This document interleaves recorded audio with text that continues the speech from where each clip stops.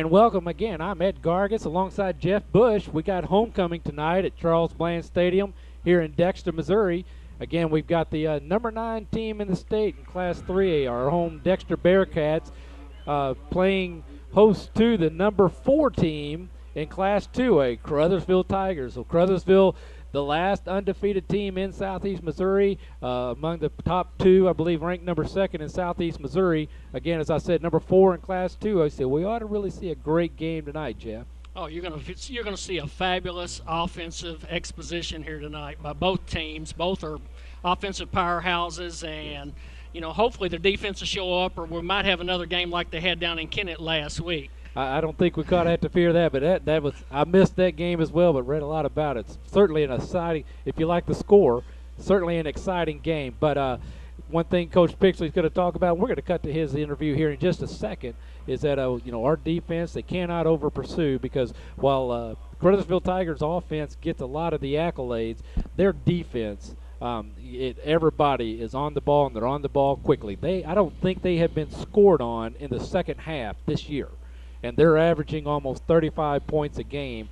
And so, they're getting it done on both sides of the field, obviously. But as I said, let's go ahead and listen to Coach Pixley. Greg Schwartz and I had a chance to go see him yesterday afternoon. We'll catch his comments, and then we'll be right back. Okay, I'm Ed Gargis alongside Coach Aaron Pixley of the Dexter Bearcats. Coach, had a good showing last week against Charleston. This week we understand probably a little bit better competition in Caruthersville. So what's been your focus this week? Well, I'll tell you what, last Friday night we played very well. Executed on both sides of the ball. Defense played well. We tackled much better. Offensively, we ran the ball with our running backs, our quarterbacks very well. We threw the ball extremely well. We protected. And, just a well-executed football game. Had a few kickoff protections or coverages that weren't real good, but so we got to shore that up. But it was a good game by our guys, and so we were glad to come out of it pretty healthy and able to move on and moving on to a very tough Caruthersville team, that's for sure. Absolutely. And speaking of a very tough Caruthersville team, Elby Fonda, I hear his name a lot and read it a lot in the wrap-ups of the game. Is there anything in particular, or just the scheming of the Tigers that you've been focusing on, or any one or two players in particular? Well, so we definitely know who he is. Excellent running back, and they have another running back, a big young kid that really runs well over there, so they're very good at what they do. They don't really try to trick you. They're going to spread you from sideline to sideline, try to get those guys in space. And, you have to be a good tackling team. And at times we've shown that, and at times we haven't. So we need to have our best night on defense as far as tackling goes. So pretty aggressive defense, and they're just a very well-rounded football team. Absolutely. 2 or 3 years now into a fine winning program. This year coming into the game, it is our homecoming, but they're ranked number 4 in Class 2A. Do you see this as an opportunity, to prove that the Dexter Bearcats are one of the area's top teams? Well, I see it as an opportunity to come out here at home and, basically have an opportunity to beat a very good football team. I didn't realize that they were highly state ranked like that, but they're deserving of it for Class 2 for sure. They're a very good football team. They would be a very good Class 3 or Class 4 football team. But it's a game that it's a conference game. So Sure. So our kids, they want to win a conference game, and this is our first conference game at home. This is the last homecoming for our seniors.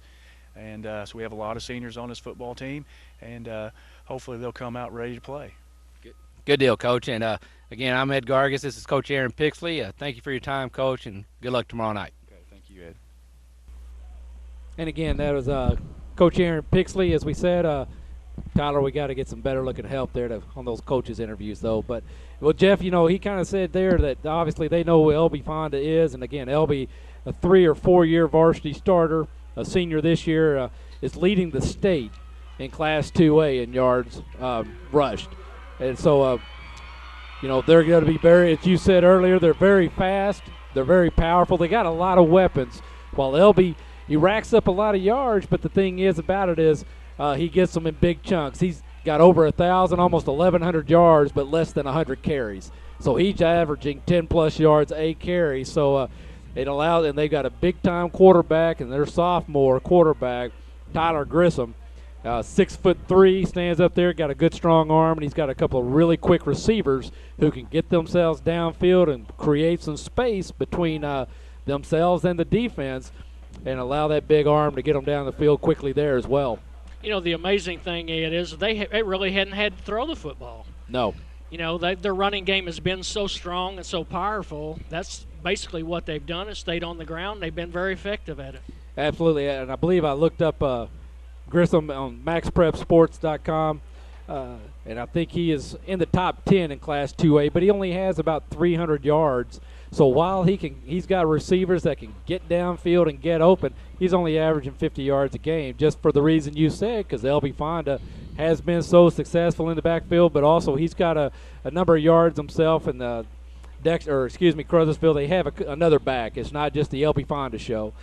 But key here is going to be, I think, a defense, as we've seen all year long against even Sikeston, a very powerful team, the highest-ranked team in Southeast Missouri among the Southeast Missouri football teams. Very talented, very quick. Dexter competed with them. 3.5 quarters. Finally, the numbers, Sikeston, I think, had a little bit of fatigue factor against our guys. They just flat out outnumbered us. But either way, we have shown that our offense can execute at all levels so far this year. They're coming off a very, very efficient game the year before or last week against Charleston. So offensively, it's going to be the tale of two cities, I think, but defense is going to win this game tonight. And, Jeff, we're going to take a quick break, and Tyler's got the starting lineup queued up. We'll be right back.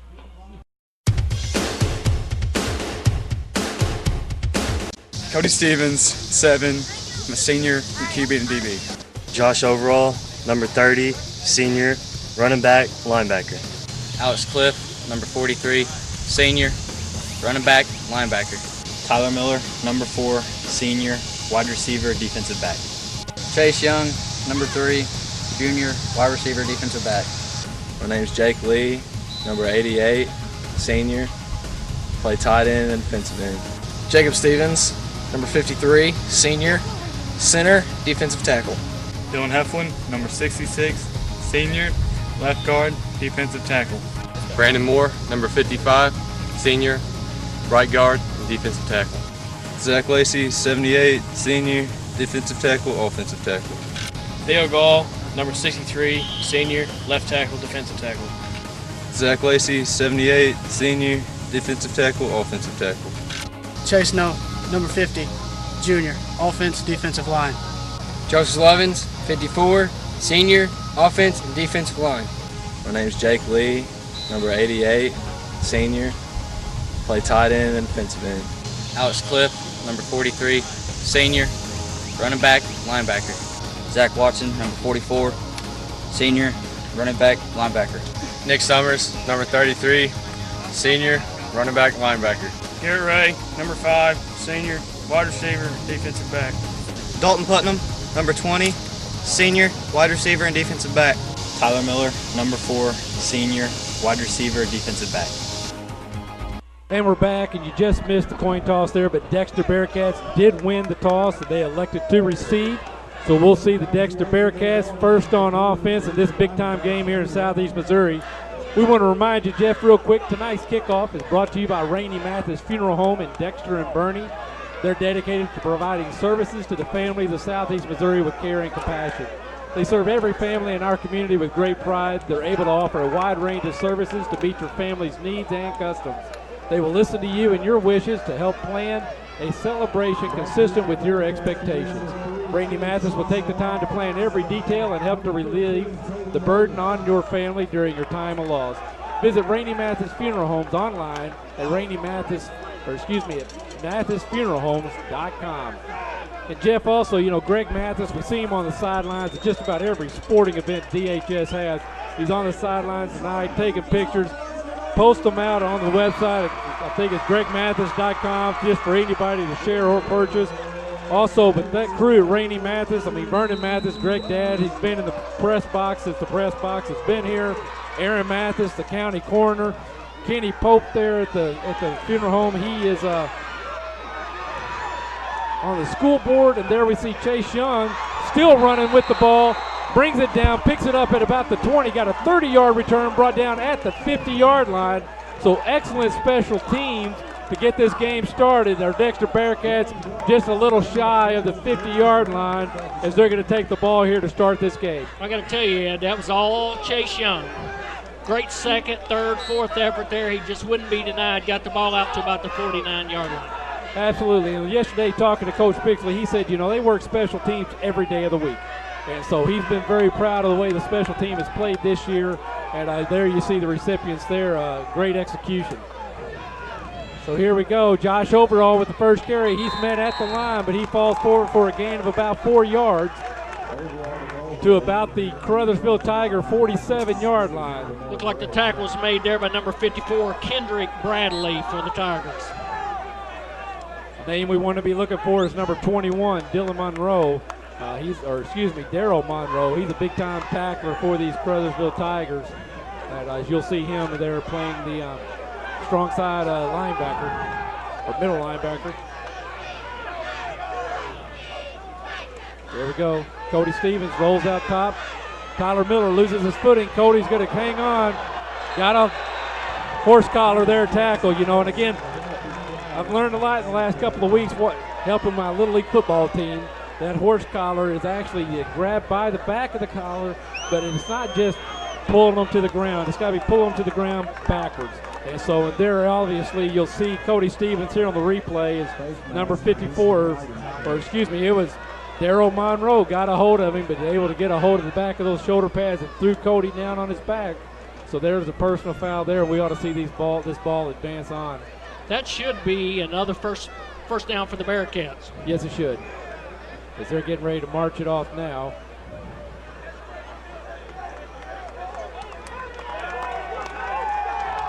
So it looks to be a 10-yard penalty there as we're going to go to the 15-yard penalty, Had nothing to do with my math abilities. It had every bit of it, how I didn't look at the field correctly. But thank you, Tyler. Down to the Caruthersville 32. So here we are, less than a minute into it. Dexter executing very well on offense. Cody looking again. Cody Stevens the last 2 weeks against Charleston and the week before Malden, averaging about 150 yards a game. I think he had 120-something last week. Week before 170. So he's really found his own to be that dual threat that we always knew he would be. Got a great accurate arm, but he's very quick, and he's a quarterback who's not afraid to go take a hit as well. Yeah, that tackle there was made by number 8, Hunter Dickey, for the Caruthersville Tigers.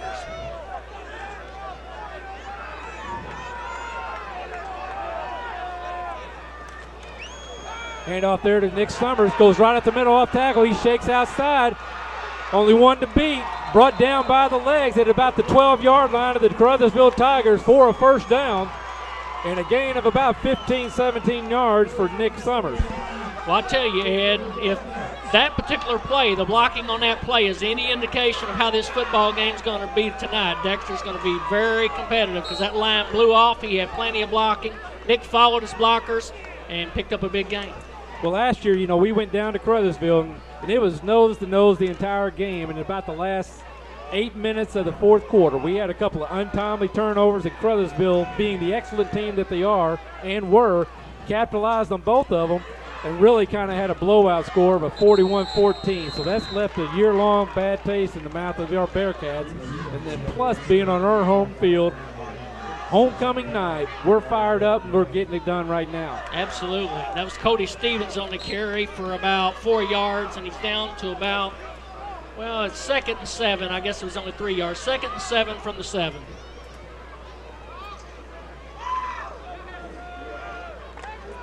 Dexter can get a first down without scoring a touchdown.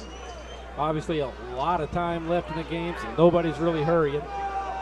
Nick Summers in the backfield with Cody. Inside handoff. He goes right off the tackle again. Straight upfield. Nice hard run, but brought down by number 89, Jamar Oliver, after a gain of about 5.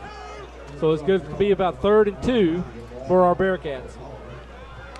That's what they really need to do, Ed, is be patient, follow their blockers, let the line, this is going to be a long football game. They just need to control the ball, control the clock, and make Caruthersville play off their hand. Absolutely.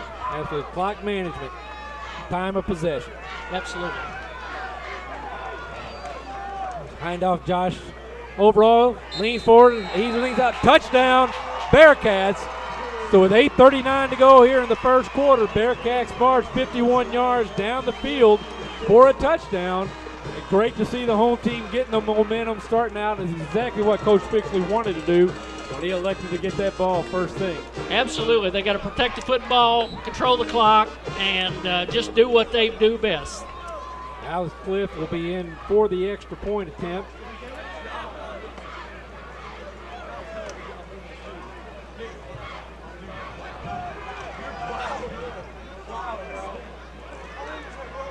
Kick down, it's up. That's good. And it's good. So at 8:39 to go here, Dexter Bearcats on top, 7-0. Hey, we want to remind everybody real quick, Dexter Pizza Company is now under new ownership and have returned to the classic recipes. A lunch buffet is available daily along with the popular cookie dough pizza, and now offering chicken wings. Dexter Pizza Company is offering a carry-out special for Bearcat fans during each YHC televised game. Free breadsticks with a purchase of a large pizza. To order, call 624-7499 or go and visit them on Business 60 West. Appreciate the Fowlers coming in and helping out with the football broadcast this year. Also want to remind everybody, let us know what you think about the Bearcats. Let us know what you think about the broadcast. Email us at sports@yhctv.com. Yes, we really do love to hear from everyone out there in TV land, and it's encouraging for us to hear from you. Absolutely. There's a tailgate hosted by Countywide Insurance Montgomery Bank this afternoon. About 1,000 people out there, it looked like, Jeff. But Alan Hedrick, big time Dexter Bearcat supporter, posted out on Facebook. We've had posts coming back from Atlanta, Georgia, and all over our great nation, the Bearcat Nation. There's the reverse to L.B. Fonda, but he's wrapped up quickly. Still gets some positive yards after the receipt. Kenton Sanders there at the first to hold him up, allow his teammates to make that tackle. So the Caruthersville Tigers going to get the ball here at their own 26, 27-yard line. Once again, Ed, special teams did their job. They got right down in pursuit of the football and really kept LB from gaining any yards on that play.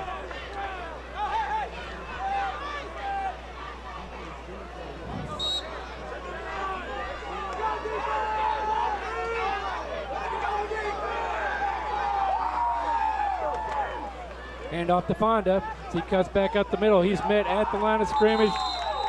Able to power forward just shy of the 30-yard line. So a gain of about 2.5, maybe 3 yards. See where the spot goes.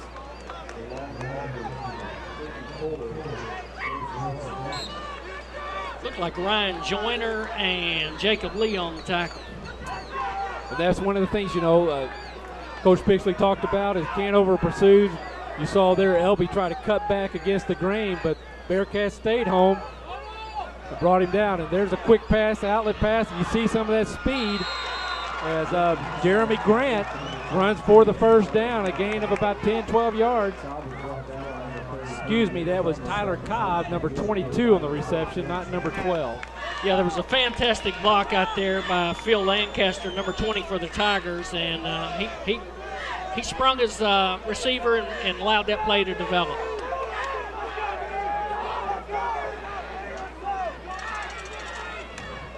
Inside handoff to LB Fond as he cuts back up the middle. Twisting and turning. He breaks free. He's clear. He's going to run for a touchdown. So a 55-yard touchdown for the Caruthersville Tigers. And just like that, 1 minute and 8 seconds after the Dexter Bearcats score their first touchdown, the Caruthersville Tigers are showing why they're the number 4 team in Class 2A with a touchdown of their own. Absolutely, and they had him inside contained and a couple missed tackles, and he realized he was still on his feet with nobody around and just turned and went. Fantastic effort by L.B. Fonda. Absolutely. 5'9", about 180 pounds, but he sure has a lot of speed to go along with that strength. low center of gravity. He's not going to be somebody you're going to bring down with your arms all night long. Here's ball's down, kick is up. Looks to be good, so it's 7:31 to go here in the first quarter. We've got a tie ball game. Hey, Jeff, you know at the Bank of Advance, winning on the football field doesn't happen by accident as well. Players and coaches work throughout the long summer, conditioning for the rigors of competition, practice upon practice. The lessons learned by our Dexter student athletes will, however, serve them well for a lifetime.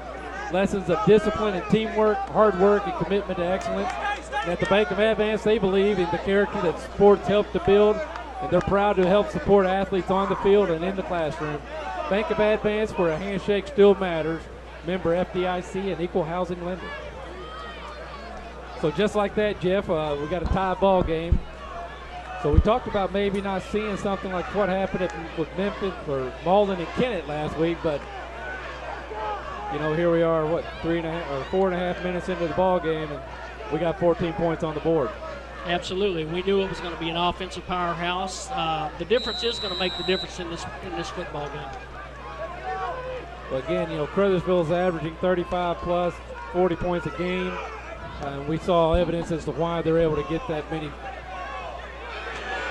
Again, to Chase Young, scoops it up, brought down right afterwards at about the Dexter Bearcat 26, maybe 27-yard line. There's a big-time block by the Caruthersville Tigers on number 10, Ryan Joyner, a little slow getting up. Yeah, he got land blasted over there on the side. I'm not sure he knows where he's at, Ed. He knows he's on the sideline. I think what it was is may have caught it a little low. So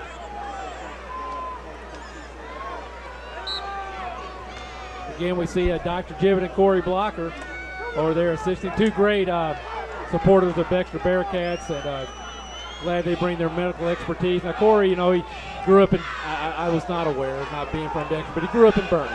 And we were complimenting him last time out, so a lot of his Bernie friends kind of gave him a little grief about being such a big Bearcat fan. So he gives a shout out to the Blue Nation with the Bernie Mules and says hello to all his friends as well. And there's a fumble on the ground, recovered by the Caruthersville Tigers, so they're going to have excellent field possession at the Dexter Bearcat 31-yard line. Yeah, number 8, Hunter Dickey for the Caruthersville Tigers recovered the football. And, Ed, that's what they don't need to do. Turnovers will always kill you, and especially tonight against a good football team, you cannot have any turnovers.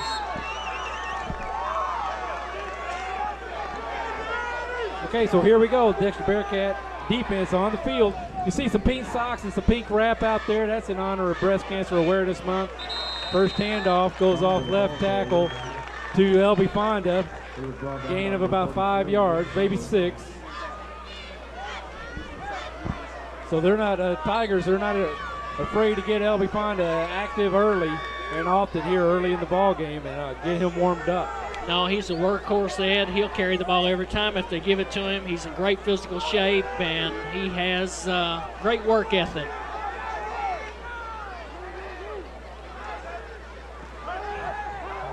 Out to the flat to number 14, that being Jamal Johnson. He makes a cut back, gets away from a tackle, and he's brought down out of bounds at about the Caruthersville Tigers 16-yard line. So first down, Caruthersville. That completion good for Tigers first down.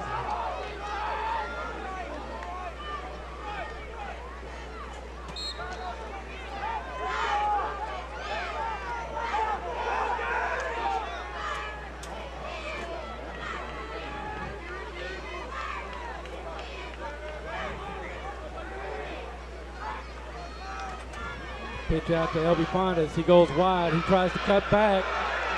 There he goes, shoestring tackle by Jake Lee. Could have been a big game. So excellent tackle there by Jake Lee, not giving up on the play and bringing LB Fonda down for about a 4-yard loss. Once again, these Caruthersville Tigers were hitting hard. Number 63 for the Caruthersville Tigers hit Zach Watson on a crackback block there, and they're here to play football. Absolutely. It brings up second and 15, excuse me. Under center.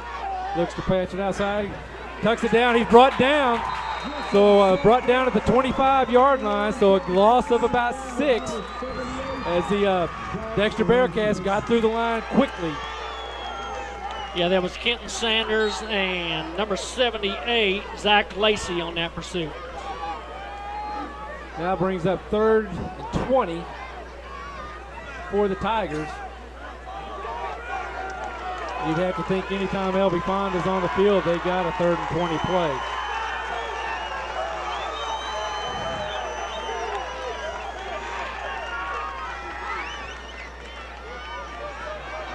Going deep over top, gets free, touchdown.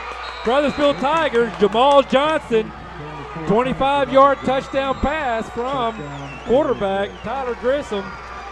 Number 15, Cody Nelden on the coverage there, and he was beat very badly. And he was the closest guy on the receiver, and he was a good 5-8 yards off of him. I think Cody thought he had some help coming over the top, but either way, excellent execution there by the Caruthersville Tigers, and now the Dexter Bearcats are going to have to play from behind. Ball is down, kick is up, and it is good. So with 4:52 to go here in the first quarter, Caruthersville Tigers now on top 14-7. Jeff, want to remind everybody Pizza Hut is having right now at Pizza Hut, get any pizza, any size, any topping for only $10 when you place a carry-out order. Also, second special is a $5 pizzone, a huge individual calzone stuffed with your favorite toppings and cheese for only $5. Choose from 3 recipes, that being meaty, pepperoni, or supreme. Pizza Hut is open till midnight Fridays and Saturdays. They open at 11 a.m. each day. Phone number 624-5333.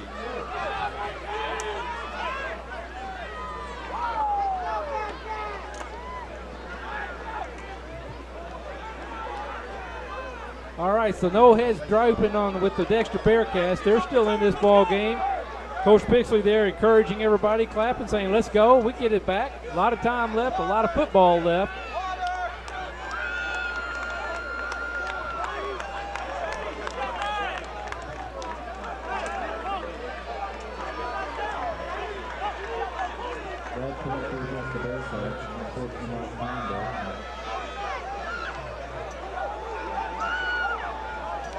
Jeff, I'm sorry I missed the flag there, but there's been a penalty against the Bearcats, so the Caruthersville Tigers will get the kickoff from the Bearcat 45.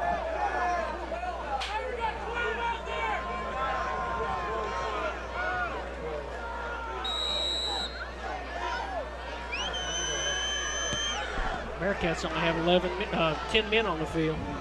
And the ball's out of bounds through the end zone.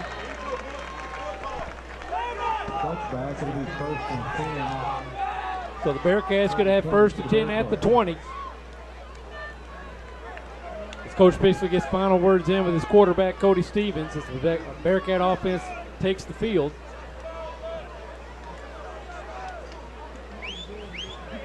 Homecoming tonight, so there's an excellent crowd in the field or in the stands. Jeff, no surprise to anybody. But Caruthersville, you see a lot of white and red out there, just as you see a lot of black and red. So glad to see the Caruthersville fans making the trip up to Dexter, and hopefully we'll see a great night of football all around this evening.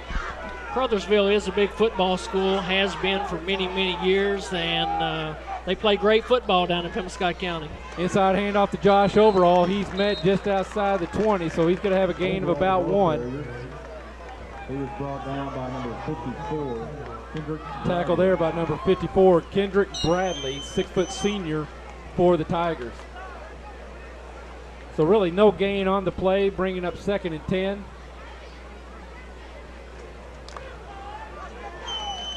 Well, the Bearcats have to settle down and just go back to their game. They're down 7, but 7 is no big hole. They just have to do what they do best and gradually work back into this thing. Cody rolling out, tucks the ball, close to a 1st down. Let's see where they spot the ball. He's right at the marker. So he did a good job. The wide receivers did a good job of bringing that defense back, and then Cody was able to just tuck and run it right up the flat and up the sideline. But we have a flag on the play, holding against the Bearcats, so that's all going to be for naught, the efforts of Cody Stevens. Yeah, not what the Dexter Bearcats want. Penalties. This is a tough enough football team that you don't need anything moving you or any additional opposition. Absolutely. As I kind of scroll down the Tiger lineup here, I've noticed a number 79 out there, right there on the camera. It's Landon Strickland, but he's a 6'3", 260-pound freshman. So a quality team of the quality that Caruthersville is still has sophomores and freshmen out there. So that just says excellent things about their program. And they're posturing themselves to continue their winning ways even after LB Fonda goes on to bigger and better things. Absolutely.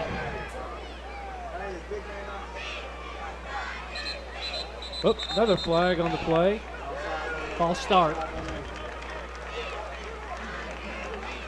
Ball start against the Bearcats, so they're already backed up to their 8-yard line. It'll go half the distance to the goal line, so now it's going to be about at the 5-yard line, maybe the 4. Bring up a 2nd and 25 from the 5. No, it looks like they did mark it just inside the 5, so we'll call it the 4.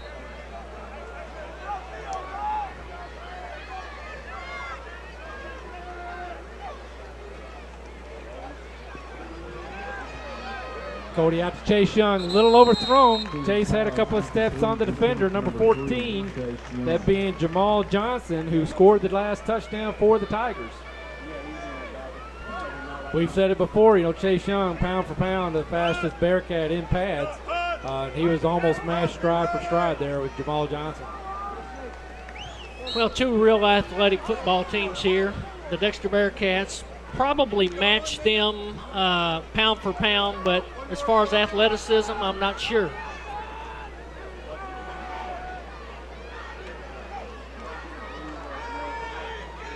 Cody looking to get outside as he goes down. Tyler Miller, he's open, just out of the outstretched reach of Tyler Miller. And again, Cody Stevens getting a lot of pressure. May have had to throw that a half second sooner than he wanted to.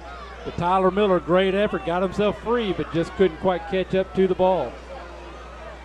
So that's going to bring up 4th and 25. Tyler Miller does the punting for the Bearcats. He's going to have a short field as he'll line up there in the back of the end zone to receive this punt, or this snap. We really need a good kick here, Ed. Absolutely, absolutely. Just a tribute there to the Caruthersville Tiger defense and reminding us why they are undefeated and so highly ranked. Tyler gets off a beautiful kick. LB Fonda back as it hits the 40-yard line, so about a 35-yard kick. Gets a little bit of a Bearcat roll. Got to be the Tiger ball at about the Bearcat 42. So from the 5, there's a 37-yard net yard gain. So congrats, Tyler Miller. Nice punt. Very nice punt, and it did give us Bearcats time to pursue the punt and kill the ball dead. Okay, so both teams obviously have their game legs up underneath them now as we're inside 4 minutes in the first quarter. See if the Dexter Bearcat defense is up for the challenge. But Coach Pixley called it. He said there's a lot of weapons out there, not just LB Fonda. There's the handoff up the middle to LB. Gets through the linebackers, and he's brought down by number 4, Tyler Miller of the Bearcats. Well, once again, Ed, we're still trying to stand up and arm tackle, and these boys are too athletic to arm tackle. I'm sure Caruthersville will not be upset if our defensive backs make every tackle tonight.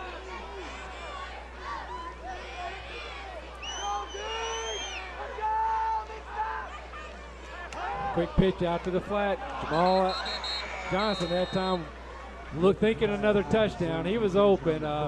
Took his eye off the ball just a little quick, turned to go upfield. And you'll see that a lot in the high school ranks. Well, you see it a lot in the college and pro ranks as well. But he wishes he has that one back. 2nd and 10 from the 30.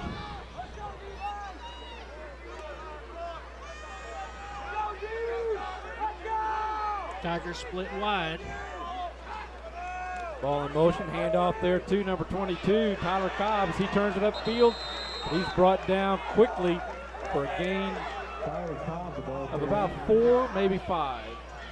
He was brought down by number 45, Jonathan Foles. Jonathan Foles, number 45 for the Bearcats on the tackle. Bringing up 3rd and 5. As the clock ticks down below 3 minutes now.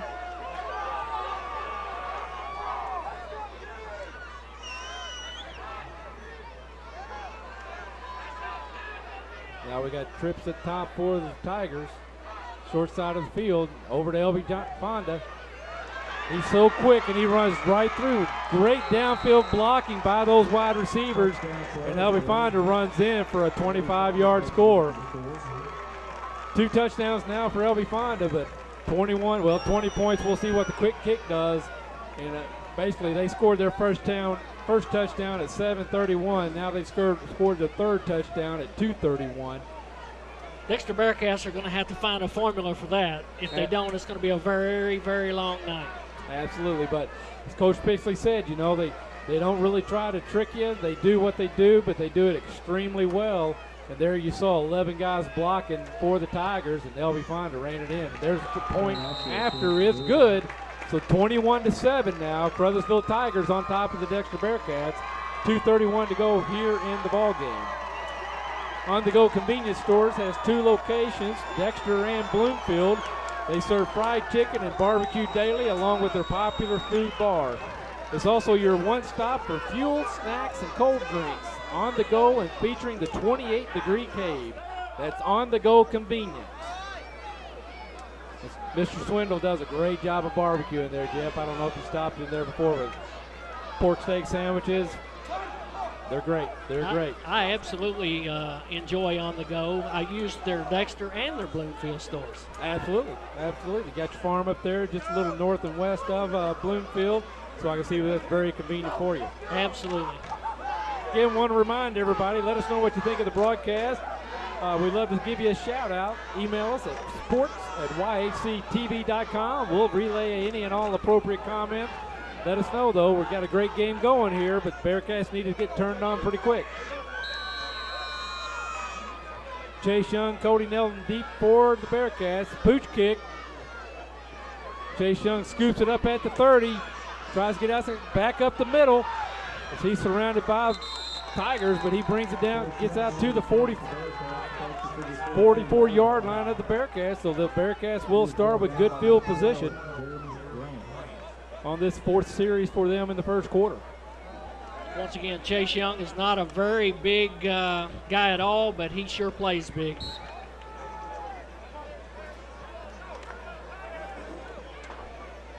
Josh Overall will be in the backfield with Cody. We got Tyler Miller, Chase Young, and Cody Nelson up top for Cody Stevens. As he looks out, quick pitch out to Chase. But the Tigers are right there on it. 2 guys on him in the backfield out in the flag. Chase able to scrounge up field and dive for about a yard gain to bring up 2nd and 9 from the 46-yard line of the Bearcats. Bearcats kind of mixing it up, trying something a little different, hoping they can find a seam. And they're going to have to because this Tiger defense is tough.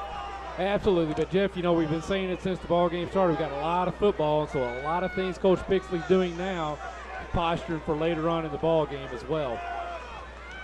Inside handoff, faked it to Overall, and Cody gets free. As he breaks deep into the Tiger country, he gets around inside the 20-yard line of the Tigers. So about a 34, 35-yard run for Cody Stevens on the fake handoff to Josh Over. Did a great job selling that, and Josh did a great job of selling it after the fact as well, as Cody just did the cutback and against the grain, and there he goes. Cody has several options on that play, and he read it beautifully and decided to keep it himself. Saw a little seam and took advantage of it and turned it into a big gain. Absolutely, a little over pursuit by those up front for the Tigers. Nick Summers is in. He gets a little free. Tries to break it outside, but he's met by number 13, Kenneth Pittman. Kenneth Pittman, a 6-foot junior for the Tigers for no gain. bringing up 2nd and 10.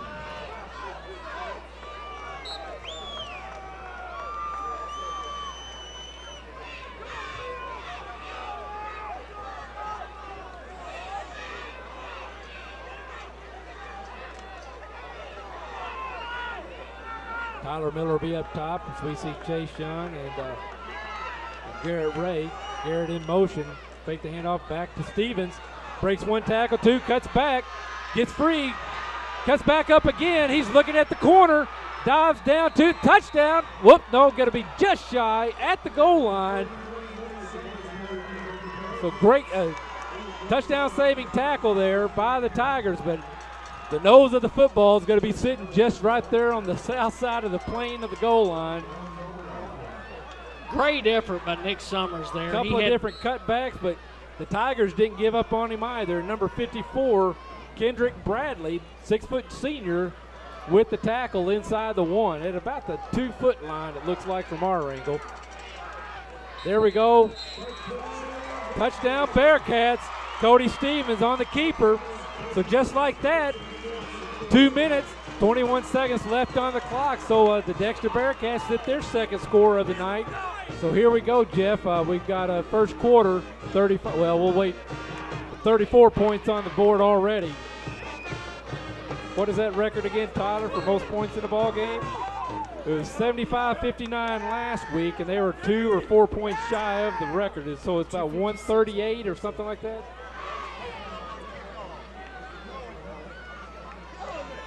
Ball's down, kick is up. That's good. No good, wide right. So 34 points here in the first quarter. 21 seconds to go in the first quarter, but 34. That we're okay. We're going to take a quick break as we set up this kickoff. Again, you're watching Dexter Bearcat football live on YHC TV.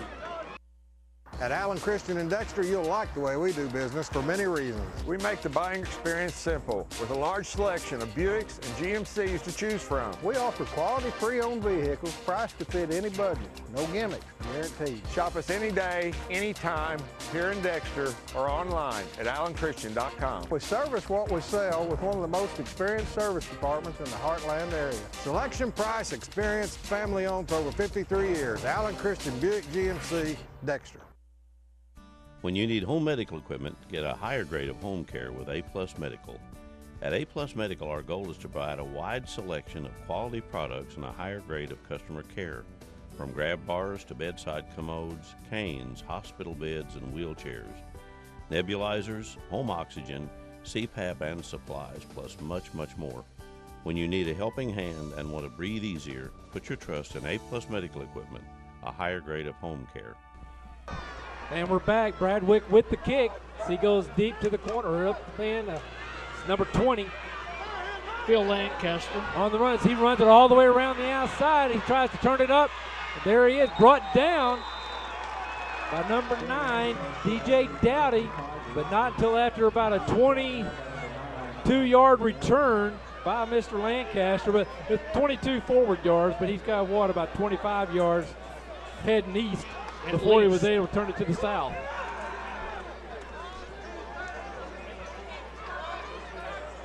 So the Tigers are going to have 11 seconds to go here in the first quarter. They set up at their 43-yard line.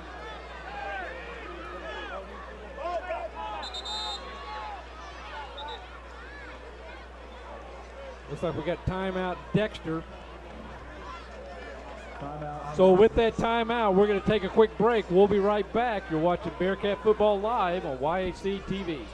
Baker Implement Company in Malden, Missouri is your authorized dealer for Case IH tractors, combines, and implements. We are also an authorized dealer for Lexion combines. Baker Implement offers service on what we sell by factory-trained technicians. We are also one of the best stocked hardware stores in the area. Baker Implement is the place to shop for Case IH branded apparel and toys. Drop by and visit us and let us show you what we have. You'll find whatever you're looking for at Baker Implement Company in Malden, Missouri. We know you have many choices in automobile dealerships, but at Glenn Sane, our customers are special. We want you to understand that we're always working very hard to please our customers. We have a great selection to choose from. And with the 0% and the rebates and our prices at Glen Sane, it's a great time to buy. I'm Danny Ford, owner of Glen Sane. We want you to come see us, and God bless our troops. And we're back. Hand off there to Daryl Monroe as he breaks free from the line, swings it out to the near side. He's going to get a gain of about 4 yards. So he's run out of bounds. 2 seconds to go here in the first quarter, so the Tigers are going to get another run at it before the end of the quarter. It looks like may have been a 5-yard gain, so bring up 2nd and 5 from the Tiger 47.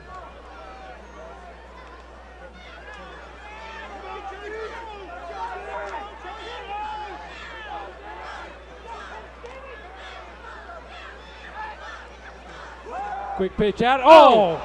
Read perfectly by Tyler Miller. Both hands on the ball, just unable to bring it in. Otherwise, that's pick 6. He was full speed ahead, and he was 10 yards. All he had to do was hang on to the ball. So Tyler's going to be wishing he had that one back.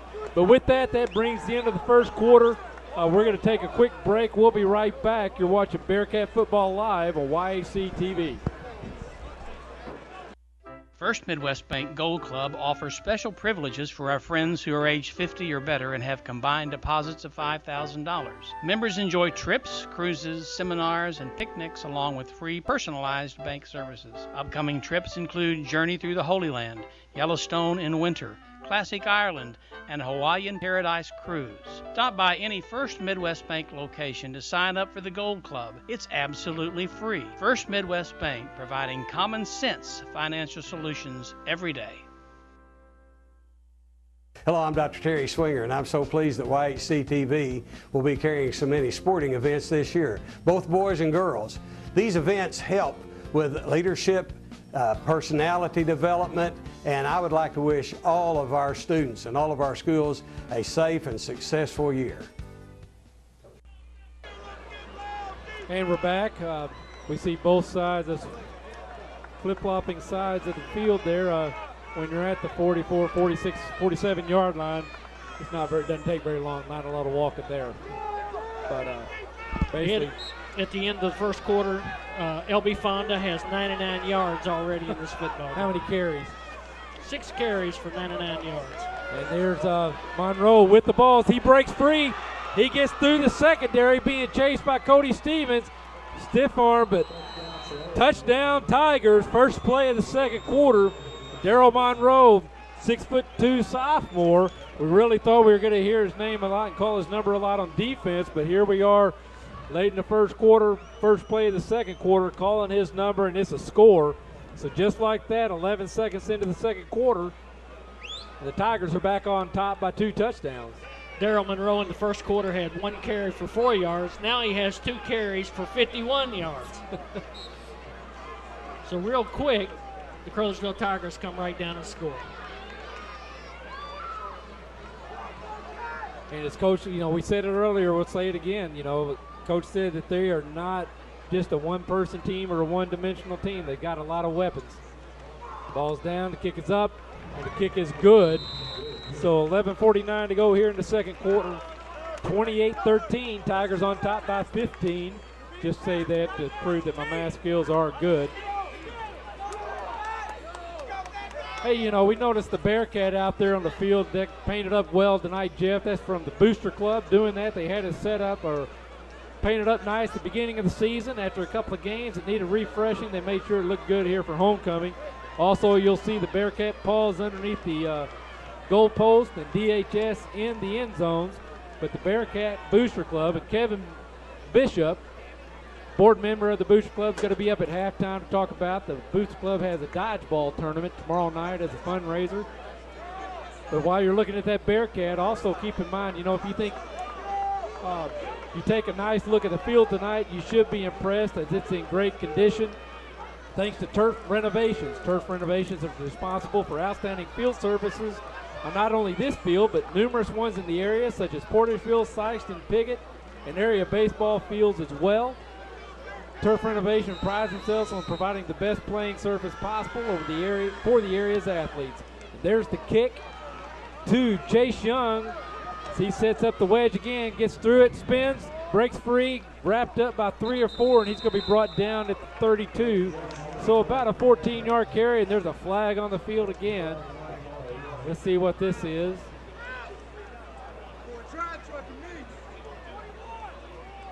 Face mask against the Tigers.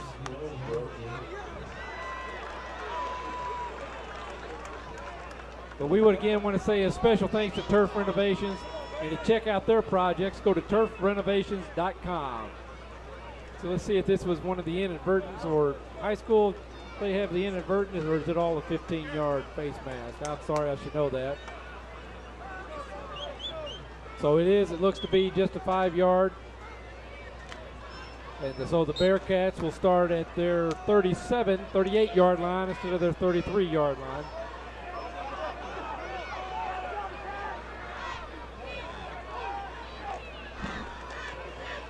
Cody rolls to his left. He's got Chase Young open inside the Tigers. He breaks one touchdown, brought down from behind. So from the Bearcat 39 to the Tiger 36. Nice pass, nice execution by the Bearcats. First down, Bearcats. In the first quarter, Cody Stevens threw the football 3 times, had 1 completion for 2 yards. That's the missing link so far in this football game. Maybe this pass play will open up the running game a little bit. So about a 27-yard pass play there, counting the yards after the catch. Cody again from the shotgun, looking to lose the rush, cuts back. Going to be about an 8-yard gain, maybe 9 for Cody Stevens. He's brought down by number 54, Kendrick Bradley. You know, earlier we talked about the freshman, number 79, Landon Strickland, 6'3", 260 pounds, but he exhibited a lot of agility and speed on that pass rush there, but Cody able to elude him. But Strickland there with some spin moves and shaking free of his blocks, putting the pressure on Cody. Overall in the backfield with Stevens. Jake Lee at up the middle, and there goes Tyler Miller up top. Nice catch by Tyler, brought down at about the 16, maybe 17-yard line for another first down for the Bearcats. So from the 29 to the 17, another 12 yards. Tyler Miller exhibiting that leaping ability, as he's an excellent athlete, but just a good pass, get the ball downfield by Cody.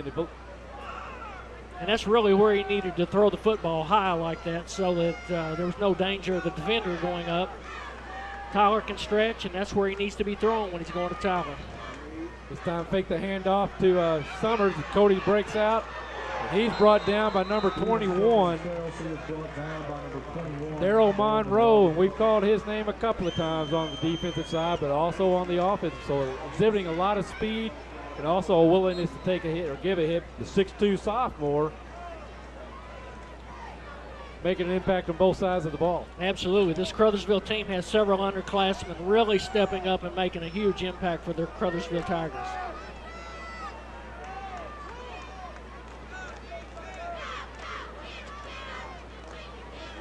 Josh Overall back in the game for the Bearcats. Stevens, nice block by Overall. Pass complete to Miller, but out of bounds, unable to get in the end zone there. It was close. We'll see the replay here. Looks like just as he caught the ball, that foot came up. Top of the first in Philadelphia, the Cardinals have scored. It was close. It was close, but like we say, Jeff, those guys are a lot closer and a lot better angle than we got. Absolutely. He was right there on that, and the angle we had from the camera, it was no justice to the position that he had there. Ben Godwin from Poplar Bluff is the referee tonight. Also, he's got his buddy Chris Rushing out there. Cale Williams also. Cody Stevens looking right, turns back left, tries to get it outside, looking for the first down marker, gets the first down, runs out of bounds at about the 6-7 yard line. Should be a first down. Hey, and Jeff, we talked about it in the pregame. St. Louis Cardinals playing in that 5th and deciding game of the division championship. First inning, St. Louis on top, 1-0. As Schumacher just double to right, allowing for call to score. So let's go Cardinals. Absolutely. You know, they really had a good season, but they really finished and peaked at the right time. And here we are in Game 5. And hopefully they can finish this National League Division Series just like they finished the season. Absolutely. We got a timeout on the field, Jeff. We're going to take a quick break. You're watching Bearcat Football live on YHC TV. At First National Bank, it is about believing in our community, planning for the future, and understanding the needs and aspirations of our customers. We bring you the best in full-service banking, backed by a friendly staff and a strong sense of community pride. We encourage you to experience the First National Bank difference. First National Bank, believing in community, planning for the future. And we're back. We see Coach Pixley getting final words to his quarterback. Ed, if the Bearcats can punch it in right here, they're very much in this football game. Absolutely, absolutely. We've said it all night long. A lot of football left to be played. We see trips right here for the Bearcats, number 3, 4, and 5. Not necessarily in that order, but handoff inside. Looks like he got down to about the 1 yard line. Nice hard run there by Nick Summers. Nick Summers sat out last week after taking a hard hit the week before against Malden. Glad to see him back in the ball game tonight. Tyler Miller also sat out last week. So glad to see Tyler, the 2 seniors, back in the ball game this evening. Nick carried the ball 4 times in the first quarter for 43 yards. That's a 10.8 average per carry.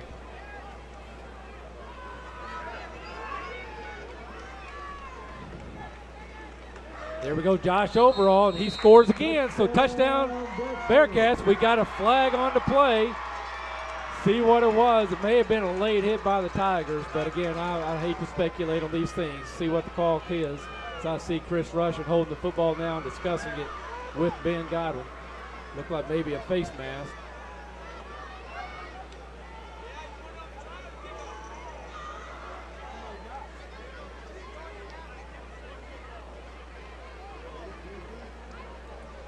Looks like a good opportunity to go for 2 here, Ed. Waiting on his personal foul, face mask, Tigers, so that's going to be a touchdown for the Bearcats. So it makes it 28-19. Tyler Miller looking to get the signal from coach if they want to kick or run. I guess they'll assess that on the kickoff. Face mask against the Bearcats after the play. Penalty will be assessed on the kickoff. So it looks like the Bearcats are going to line up for 2. Nick Summers in the backfield. We got trips up to the left. Tyler Miller in the slot. Looking for the flat. Fake the ball. Nick Summers did a great job selling that. Cody Stevens right inside up the gut there for the 2-point conversion, making this a 7-point ball game. So with 8:40 to go, 28-21 in favor of the Tigers. And with that, we're going to keep it right here as we watch both teams set. But Coach Pixley talking with Cody Stevens there about what he saw on the field and making sure he knows what adjustments he might want to make a little sooner. But Tigers, look at them. They're anxious to get that ball. They're already set up for the receive. Again, the penalty, the personal foul, going to be assessed on the kickoff. So I believe looks like the Bearcats should be kicking off from the Tiger 45 maybe.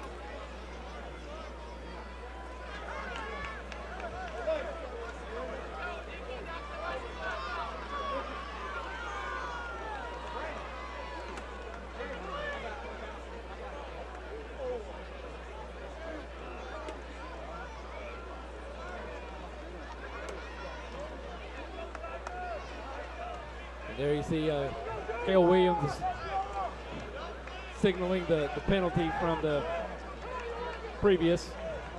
The ball's going to get spotted on the Tiger 45-yard line.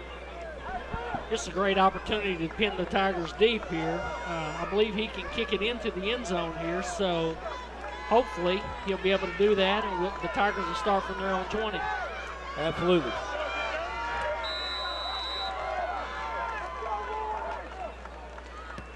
Ball is up, deep, and into the end zone.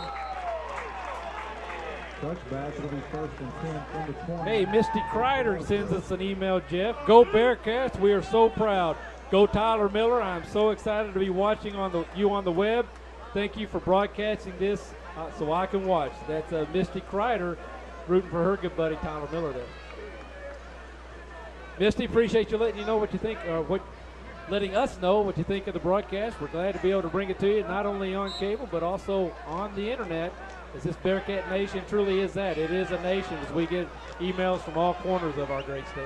Absolutely, and we know there are many others out there watching. Please shoot us an email there. Let us know you're watching. There's the inside handoff to Elby Fonda, and he goes right off tackle, and he turns it upfield, being chased by Chase Young.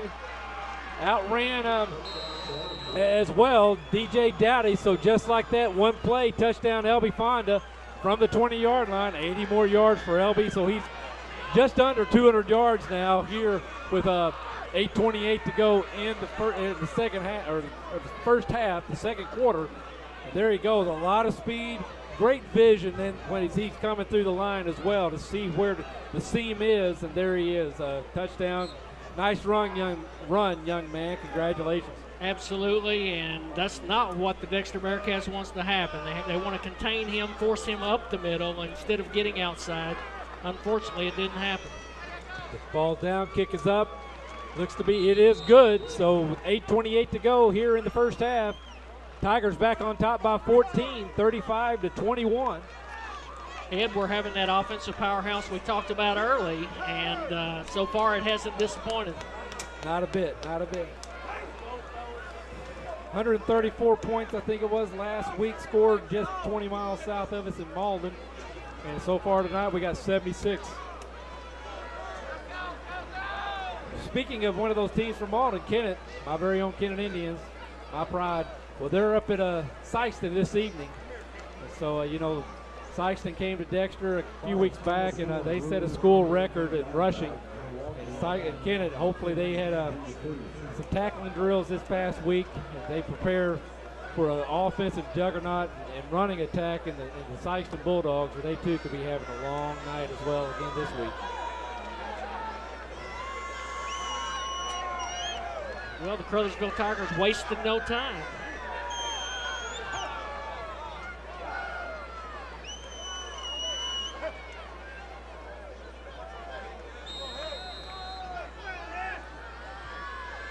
Stephen Rogers with the kicking duties for the Tigers. Chase Young gets it from his 27-yard line. He turns it up, goes right up the middle, breaks some tackles, keeps weaving through, pumps those legs, grinds it out, brought down to the 47-yard line. So about a 20-yard return for Chase Young. Chase getting it done on the returns this evening, setting his Bearcats up with great field position numerous times this evening.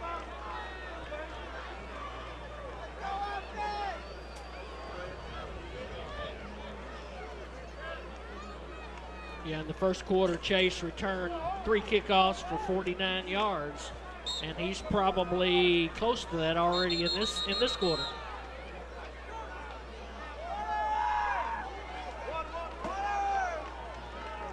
We got timeout, Caruthersville. So with 8:20, we're going to take another break, Jeff. Again, you're watching Dexter Bearcat Football live on YAC TV. Here at Lincoln Lacey Chevrolet in Malden, we've got a great selection of new Chevy and GMC trucks. Some discounted up to $9,500. Sorry, Kurt, this one's sold. How about this GMC short bed 4-wheel drive, loaded up with chrome accessories for only $24,900. Sorry, Kurt, this one's sold. So hurry on over to Lincoln Lacey in Malden before they're all sold. Come on out to Lincoln Lacey in Malden. Welcome to NFL Total Access, the show that takes you inside the locker room and down on the field. With inside access to all 32 teams all year long. NFL Total Access, Monday through Saturday, only on NFL Network. NFL Network, where football season never ends.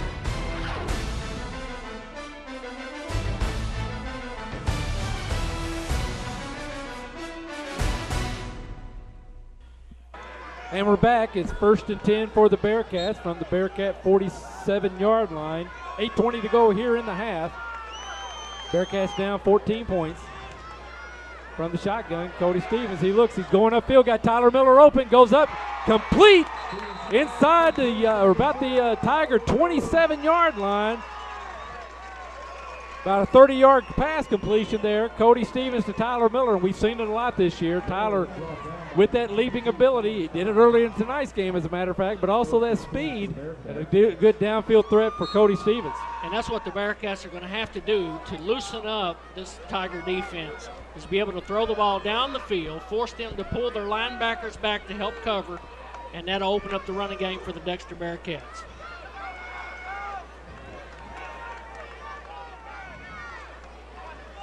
Stevens again from the shotgun. Nick Summers in the backfield. Hand off to Nick. He's got some room.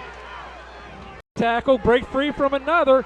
Fumble, recovered by Monroe, Daryl Monroe. Summers spun away from Monroe the first time, but wrapped up by number 22, Tyler Cobb. And when Monroe gets the second hit, ball popped free. But it looks like they're going to call Summers down. Or no, excuse me. Now Monroe fumbled the football, and the Dexter Bearcats recovered. Okay. I took my eye off the play a little too quick. So there's 2 fumbles on that play. So still first down for the Bearcats. 7:32 to go here in the half.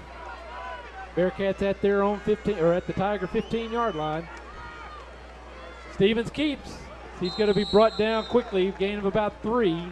Nice tackle there by number 89, Jamar Oliver, the 5'9" senior for the Tigers. He stayed home from that defensive, or I guess he was an outside linebacker on that play, but bring up 2nd and 8, 2nd and 9, so a gain of 1 for Cody.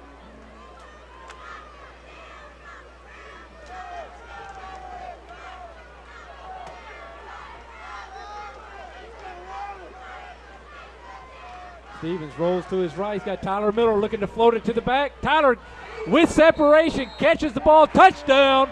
Tyler Miller, Cody Stevens to Tyler Miller for another score, bringing the score up to 27 points with 6:44 to go.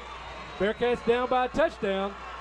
Yeah, I believe the Bearcats caught a break. As you'll see on the replay, it looked like Tyler Miller pushed off just right before he went up to make the catch. Just enough separation, but there we saw also Monroe really didn't have any push back, or didn't see him move off that separation. It may have been anything. Tyler kind of pushing off a wall just to get himself free. Absolutely.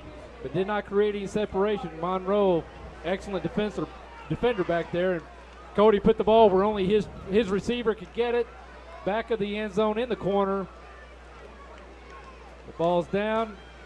Kick is up. And good. So 6:44 to go here in the half. Dexter Bearcats, another touchdown, now down 35-28. We'll keep it right here, Jeff. 62 points already on the scoreboard here. 6:44 left in the first half.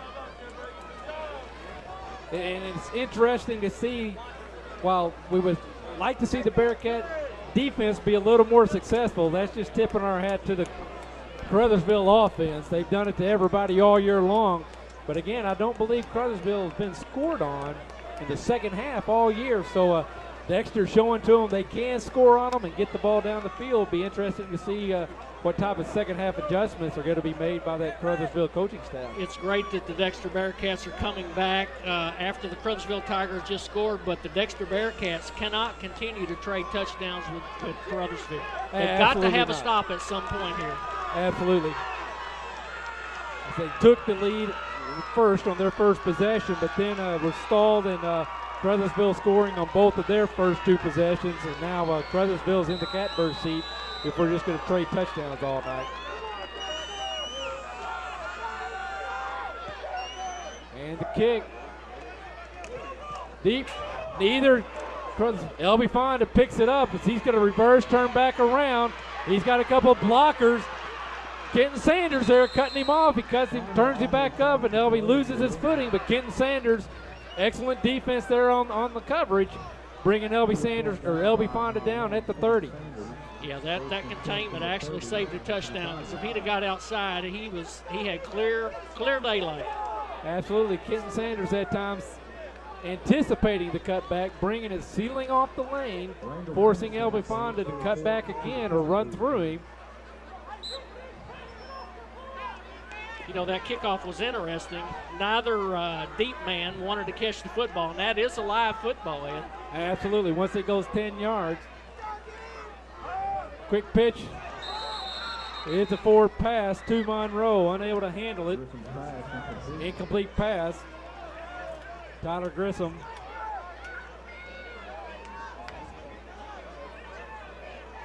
Monroe coming over to talk. He's going to be upset because that went right through both hands. We've seen him, he's too good of an athlete. He wants that one back for sure. We'll see Phil Lancaster, the sophomore, or excuse me, the senior here close, being guarded by Tyler Miller. Pitch out to the wing, and there Caruthersville showing that speed, running right on past the defense, brought down by Dalton Putnam. But two different Dexter Bearcats closing in, and he just flat ran right by them. They unable to, we talk about you can't make an arm tackle, but they just were not able to get there to put a shoulder on him as he's displaying that speed. Was that Tyler Cobb? Is that 22 for the Tigers? Number 14, excuse me. Jamal Johnson. Here we go, the quick pitch to Elby. He follows his blocks, and then he gets free. Dalton Putnam racing to the corner, and Elby's just going to flat out run him. He hits the pylon for a touchdown. Great effort by Cody Stevens.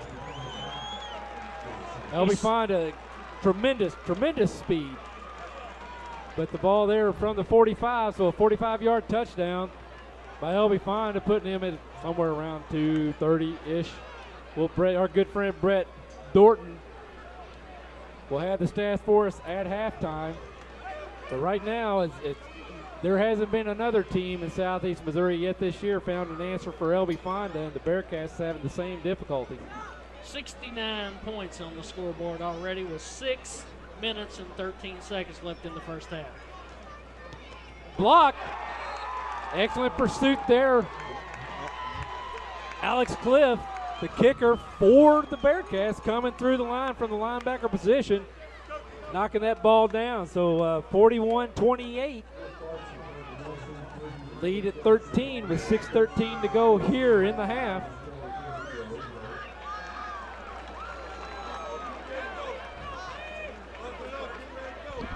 Hey, I need to say thanks to Tony from Fiddlers. Tyler, your absence today, and again, we're sorry to hear about the passing of your uncle, but didn't get to make lunch there at Fiddlers today, but she did remember that I like that unsweet tea, and she brought it up. So Fiddlers, as well as others in the area, Hickory Log, Pizza Hut, always great to bring a snack, a meal, if you will, to the press box every halftime of home football games. And so, Tony, thank you very much. And I'm looking forward to some great fish here at halftime.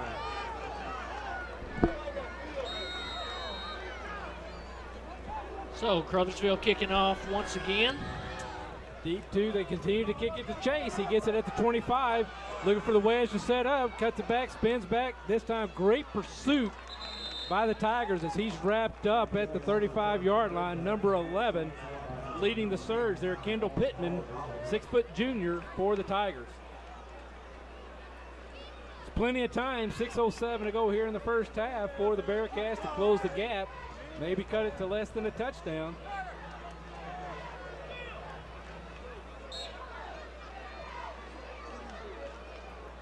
Dexter Bearcats really need to put another score on the board this half. Absolutely. You know, they got down by 21. They've been able to get it to as close as 7. But really, since being down 3. Timeout on the field. Okay. Caruthersville Tigers.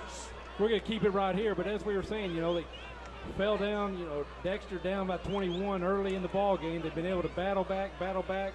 They can get it to within 7, but then Caruthersville, right, you know, so it's really been a 2-point or a 2-score game for the Tigers since early on in the ball game.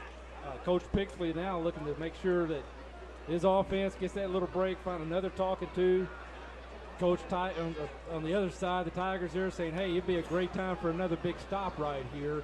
Make sure we got a 2-touchdown lead, if not more, the way they've been able to execute so far on the offense this evening prior to the half.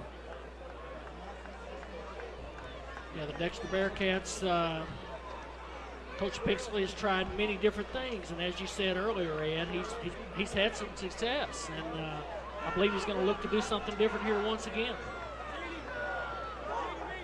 Absolutely. So here the Tigers come back out, take the field. Dexter awaits. We're going to see Josh Overall in the backfield, Cody Stevens from the shotgun.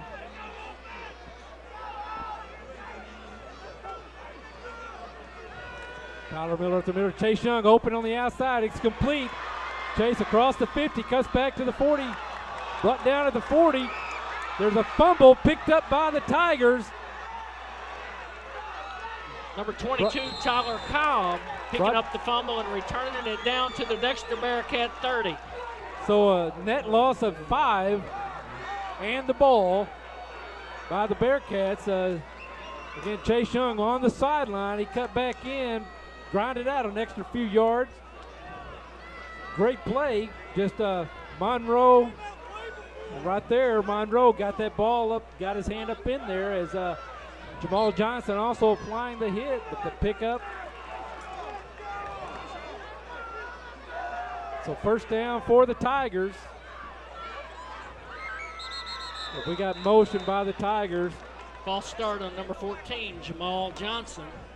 A little anxious there. He saw his teammate Abdul Johnson coming toward him, and as you said, he just got a little anxious. So it'll be first and 15, back it up to the Bearcat 35. Bearcats need a big stop here. A stop not only, well, one, it prevents the score, but two, gets that momentum back going to the Bearcat way. Again, they got the ball first, so Tigers are going to have the ball coming out after the half. Bearcats really need to switch this momentum. Inside handoff to Elby Fonda. He breaks a tackle. He's held up by Kenton Sanders, and a couple of his teammates come and bring him in, but not until after a gain of about 6, bringing up a 2nd and 9 for the Tigers. Great pursuit there by Kenton Sanders. Elby met him head on, and Kenton didn't back down. Not able to bring him down by himself, but held him up right there, and that's what your teammates are for then.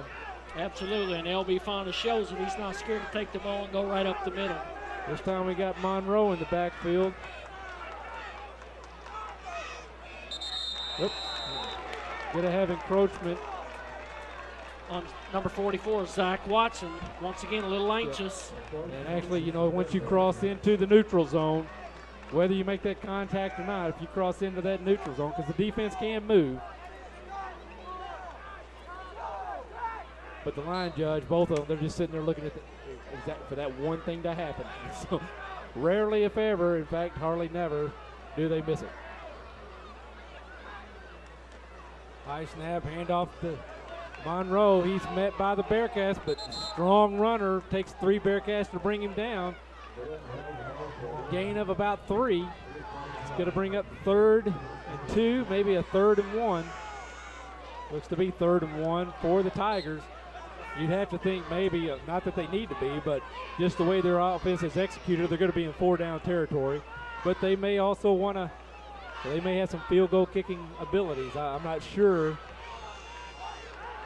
Big stop here by the Bearcats coming up, I'm sure. Hand off to Fonda. He's met in the backfield. He is brought down for a loss.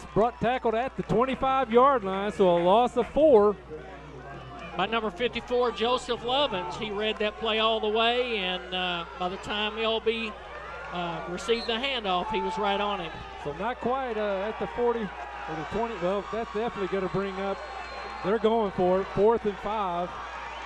4th and 4 from the 25-yard line. Big stop, another big stop here. We got a timeout on the field. It's going to be timeout Tigers, as I saw Coach running out on the field for the Tigers. And he didn't like what he saw, so he called timeout to make sure the play's ready to be run right. So with 3:54 to go here in the first half, we're going to take a quick break. You're watching Dexter Bearcat Football live on YAC TV. Welcome to NFL Total Access. The show that takes you inside the locker room and down on the field. With inside access to all 32 teams all year long. NFL Total Access, Monday through Saturday, only on NFL Network. NFL Network, where football season never ends.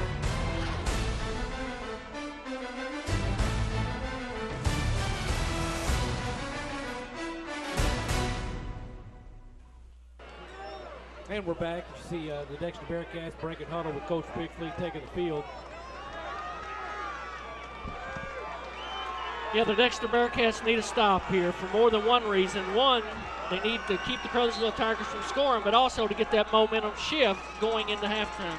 Absolutely, and got a flag on the field. I see Kel Williams counting them out. Dexter has 12 on the field. So that'll give him a first down. Wow. Wow, wow, wow. Coming out of the timeout, too. I know Coach Pixley, he wouldn't be happy about that without the timeout, but coming out of the timeout, he is not happy, and that's disappointing, but not a game breaker by any means. Still plenty of time here in the first half. It is a first down for the Tigers, new life, so let's see what the Tigers have in mind as they put runner in motion. LB Fonda in the backfield. As Grissom steps back, takes a look. He got trips up top. Hand off to Fonda to the short side of the field, but he's met by the Bearcats and brought down instantly for no gain. Yeah, great containment by the offensive line there. The defensive end stepped up, assisted with that, and that's what they got to do. They got to contain Fonda. So 2nd and 10 for the Tigers. We get inside of 3.5 minutes now here in the first half. Grissom in the shotgun, snapped over his head. Kenton Sanders is on him, can't get there, but he's going to be sacked in the backfield. Big loss, brought down at the Bearcat 32-yard line, so a loss of about 12, maybe 13 on the play. And there's a flag on the field end. Penalty on the Tigers. So I believe that's going to be from the spot. So it'll back the sack up even more. Let's see if Coach wants to accept it or decline it, because it'll bring up a 3rd down and long, or a 2nd and a little bit longer. As Chris Russian steps off the yards.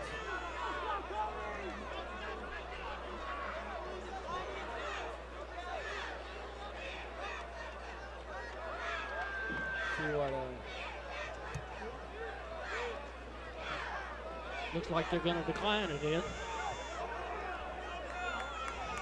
Penalty is declined, so it's going to bring up 3rd and about 22, 21 maybe, for the Tigers.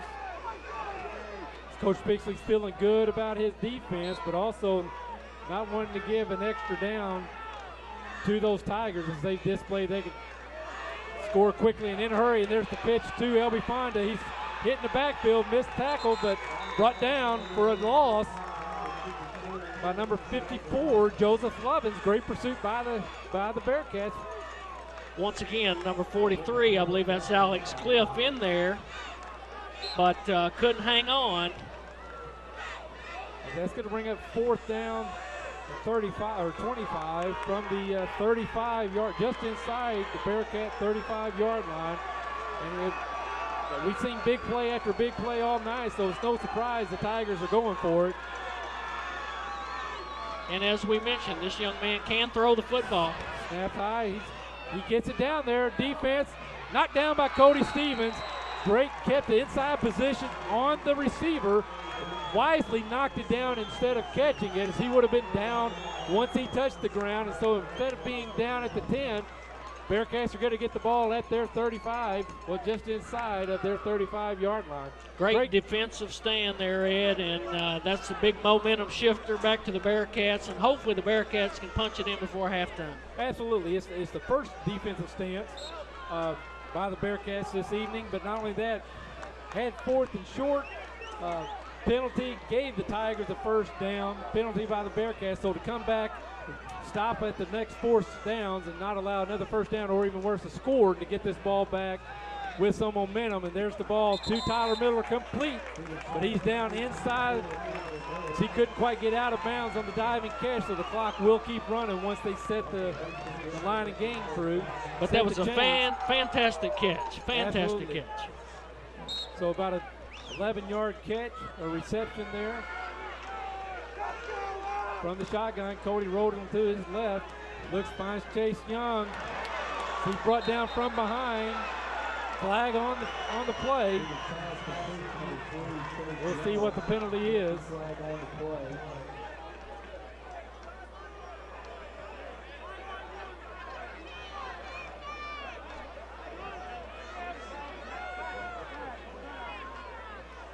So we get the call here in just a second. Against the Tigers.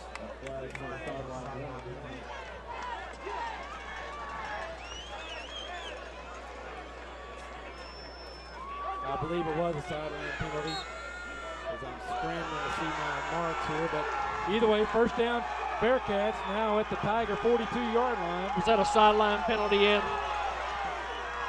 Cody back. He's got Tyler Miller open.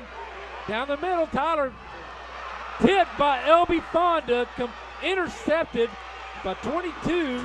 Tyler Cobb for the Tigers as L.B. Fonda last second jumped and tipped that ball away. But as Coach Pixley has said, those the Tigers go over one of them after the ball every play. Heads up play there that time. Tyler Cobb, and he returns it out to the 21-yard line for the Tigers. Just a fantastic athletic effort there. And like you said, Ed, they're not quitting until the ball until the whistle blows. And there's a great example of them following through. And Tyler Cobb ran to the football and was able to intercept it. But that's why they do the tip drill in practice.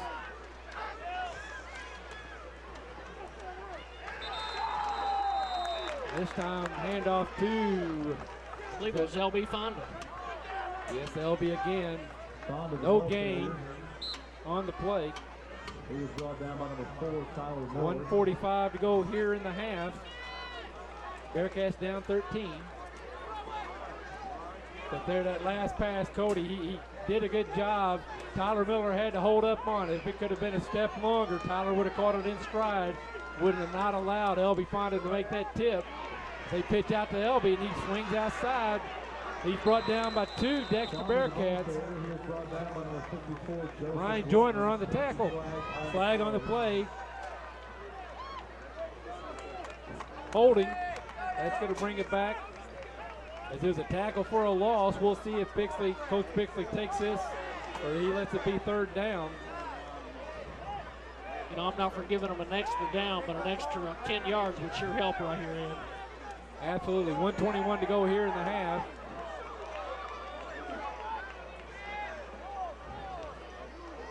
I think you have to stretch this field with an athletic team like the Caruthersville Tigers. Absolutely. So a couple of costly turnovers by the Bearcats in this first half. Defense really stepping up here. So that's going to bring up 2nd and 20. 2nd and 23 from the 10.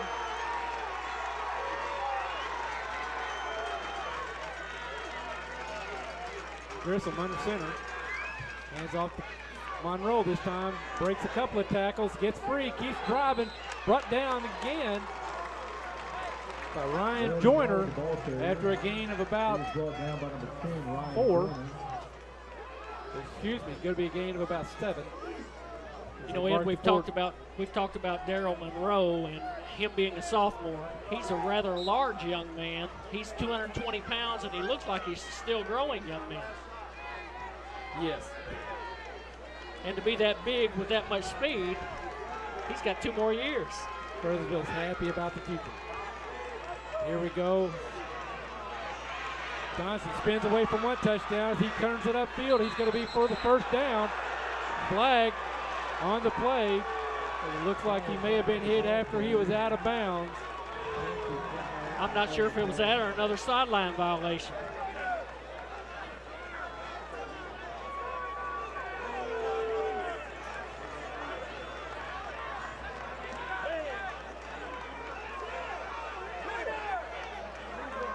right in. It was a late hit. So it's out of bounds at the 39.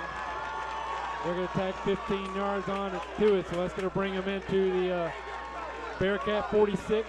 Or excuse me, no, they're getting a 10-yard penalty there. So just inside the 50-yard line. First down, 35 seconds to go here in the half.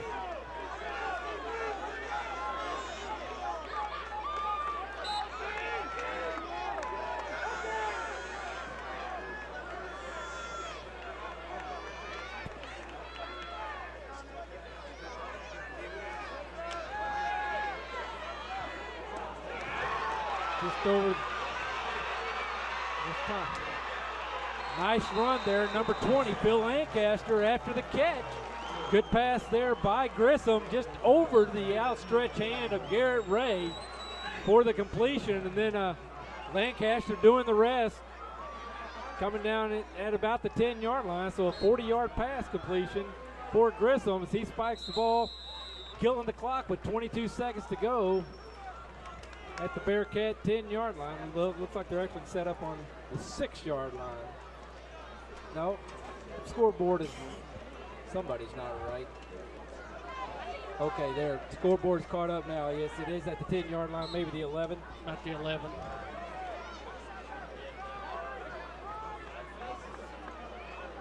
Second and goal. It'll be second and 10. Grissom looking to pass. Looking at Lancaster again across the middle, but overthrown, stopping the clock with 18 seconds. You know, he felt the pressure there by Jacob Lee and intentionally overthrew that because he knew he didn't have a man open.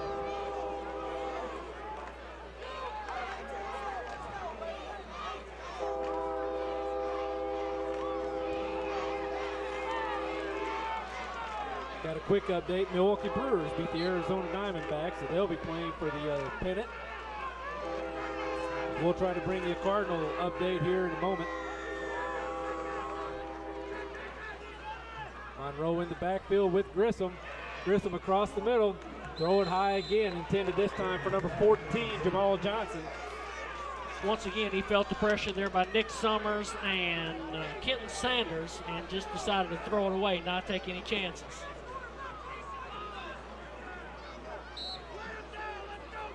This young man has a good arm and showed 3 plays ago that he can thread the needle with that pass. So we got 4th down from the 11 for the Tigers. Big play here for that Dexter defense. They've really turned it on the last couple of series. This time they pitch it up to Monroe. He cuts back. He's brought down, tackled. So no score, will be a turnover, or not a turnover, but an over on downs. 5 seconds to go as the Bearcats get this ball back at about their 5-yard line. I would think that the Dexter Bearcats will take a knee here, go ahead and go into halftime, talk about this, and try to come out strong in the second half.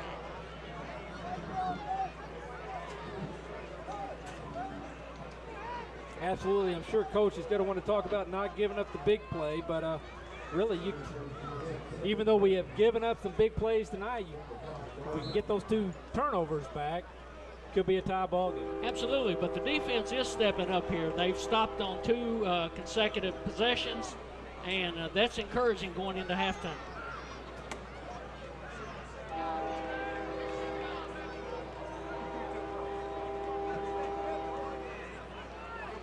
Stevens from the shotgun. He's just going to keep it and run. He breaks free, tries to turn the corner, cuts back. As we got to stop. Okay, there we go. He's got a blocker. Josh Overall out front gets a block. Cody Stevens with the run, tries to breaks the tackle, brought down as the horn sounds at the 12-yard line.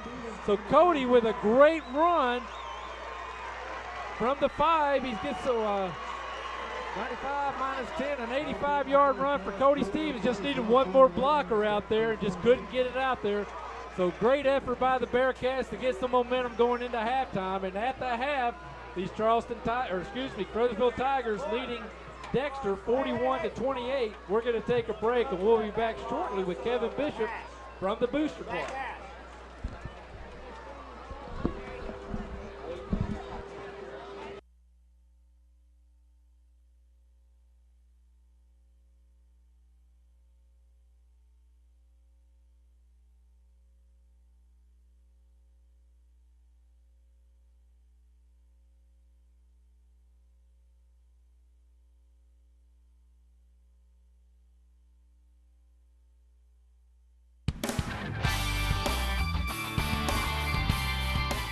The Sports Roundtable represents one of our great traditions here in Southeast Missouri and Northeast Arkansas, and that's high school athletics. And nobody promotes it better than us here at YHC. What's new with the Roundtable this year? We're looking to add representatives from our local colleges, Southeast Missouri State, Arkansas State, and Three Rivers, to give us the inside scoop on local college athletics in our area. The Roundtable was designed to give local viewers in-depth analysis about teams and sports in our area, and we're geared up to go once again every Saturday morning live at 10 a.m.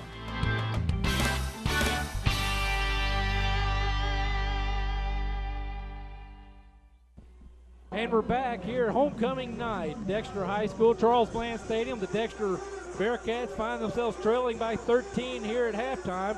We're going to keep the camera on the cheer team as you see them perform right out there. We've got Kevin Bishop with the Dexter Booster Club here.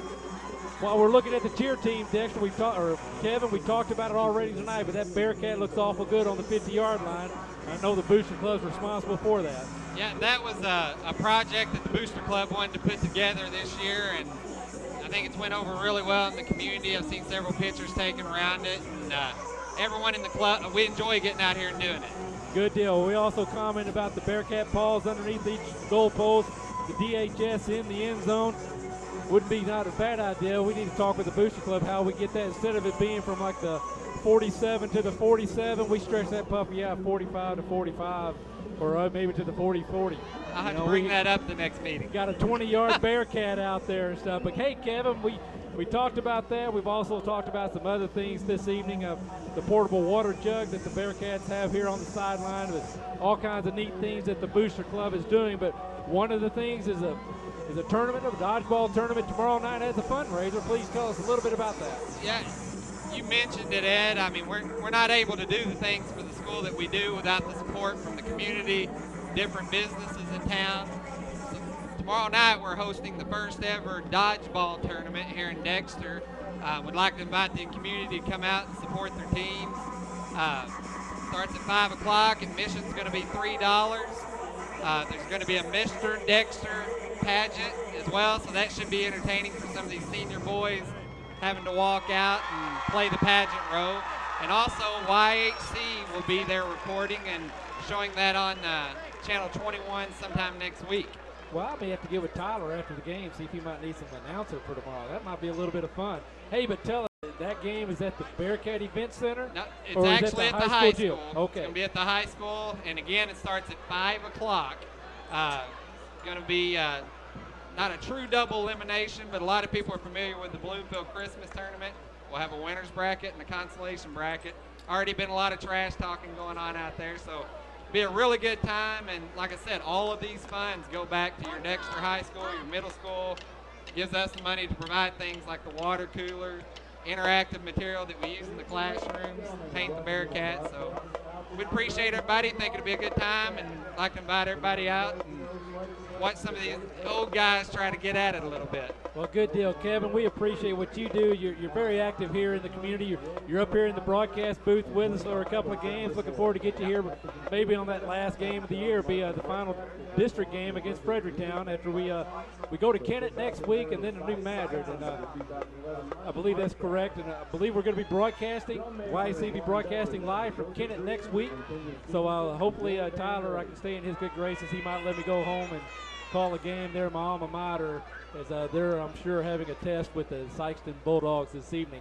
But hey, tell us a little bit about what you thought on the game. Jeff and I talked early, said we don't need to see something like what Malden and Kennett saw last week, but here we are at halftime, and we got 69 points on the board. I tell you, Caruthersville running game is solid. I was telling someone in the press box a minute ago, at eye level on the field, they're back, number 5, and I didn't get his LB name. Fonda. He explodes when he runs. So it's easy to set up here and say we need to tackle, but I'm telling you, the guy's, he's a beast. He's coming through there tough. But I think we come out and hang on the second half, had a couple of strong defensive stands there at the end, I think we'll be all right. Absolutely. And we talked also the pregame. My understanding, if I read correctly, Caruthersville has not been scored on in the second half. And so now they're going to get the ball to start the second half. As I see Tiger football coach right over here, the film coach, looking at me like maybe that's not 100% accurate, but if they had been scored on in the second half this year in their first 6 games, it wasn't by much. But because they're lights out, they are the real deal. Coach Pixley told us, he said he didn't realize they were highly ranked in the Class 2A, but they would be a very, very good Class 3 team and even a very good 4A team. But, for Dexter to come out early and establish that defense and then to keep that offensive momentum that they have, one quick moral victory that we're getting points on the Caruthersville Tigers in the second half, but it's homecoming at Dexter, and Coach Pixley and those Bearcats don't play the game for moral victories. They're still in this ball game. They think they can come out of here with a win, and that's what they're talking about tonight, right now at halftime, is how they're going to make sure that happens here in the second half. Yeah, exciting first half of football. I mean, you take away a few of the key mistakes Dexter made, and we got a little bit closer in the ball game, but I bet both teams are going to come out firing in the second half. Absolutely, absolutely. Well, with that, Kevin, again, thanks for coming up. Want to remind everybody, get to the Dexter High School Gymnasium, not the Bearcat Event Center, but the high school gymnasium. Dodgeball tournament tomorrow night hosted by the Booster Club, 5 p.m.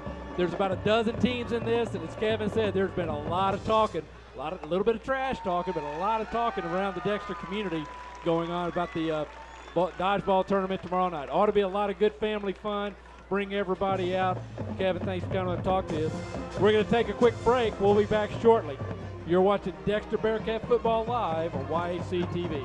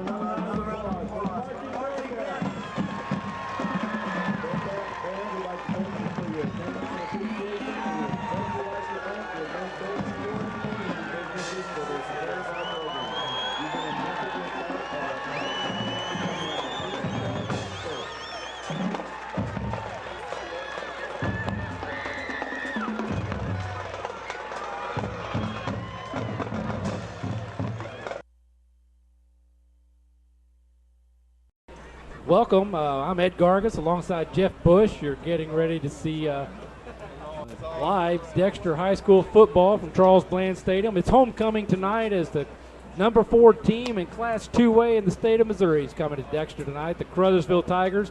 But with it being homecoming, we're waiting here patiently for the homecoming court announcement and the crowning of the queen. So here in just a minute, Jeff, we should hear a name over the loudspeaker as we got our good friend Rick behind the camera zooming in. We'll see them walk up to the front, and we'll try to echo what the announcer's saying about each young lady this evening. How you been this week, Jeff? Had a good week, busy week, but it's Friday. Yes, it is. Yes, it is. So I just heard them announce over the loudspeaker. We see the football team, the escorts coming out, getting ready to escort the young ladies down the field. They keep it on the track here. Here we go. The first candidate this evening is Miss Erica Mauser. Erica Mauser is the 18-year-old daughter of Eric and Pam Mauser and a senior at DHS. Erica's activities include FCA, FTA, FCCLA, DECA, Stuco, and volleyball. Erica's future plans are to attend Missouri State University and become a nurse practitioner. Erica's escort is Joseph Lovins. Joseph is a 17-year-old son of Randy and Dana Lovins and a senior at DHS. Joseph's activities include football, FCA, and FFA club. Our next contestant this evening is Miss Jessica Lindsay. She is the 14-year-old daughter of Serena Lindsay. Jessica is a freshman at DHS. She is involved in FCA, FCCLA, volleyball, and the Rowdy Gals. Jessica enjoys playing volleyball, listening to music, and hanging out with her friends and family. Jessica Lindsay. Jessica Lindsay is the 14-year-old daughter of Elena Lindsay and a freshman at DHS. Jessica's activities include FCA, FCCLA, volleyball, and rowdy gals. Jessica's interests include playing volleyball, listening to music, and hanging out with friends and family. Jessica's future plans are to go to ASU on a volleyball scholarship and become a physical therapist. Jessica's escort is Jake Lee. Jake is a 17-year-old son of Elena Lindsay and a senior at DHS. Jake's activities include football, basketball, and FCA club. And Jeff, the next candidate is Jessica Snyder. She's the tennis nominee. She is the 17-year-old daughter of Jeff and Debbie Snyder and a senior at DHS. Jessica's activities include dance team, tennis team, honor society, FTA, FCA, Stuco, FFA, and senior class president. Jessica's interests are playing tennis, dancing, hanging out with friends, and politics. Jessica's future plans are to attend Missouri State University and major in political science. Jessica Snyder's escort is Dalton Putnam. Dalton is the 18-year-old son of Denny and Shannon Putnam and a senior at DHS. Dalton's activities include football, tennis, FCA, and honor society.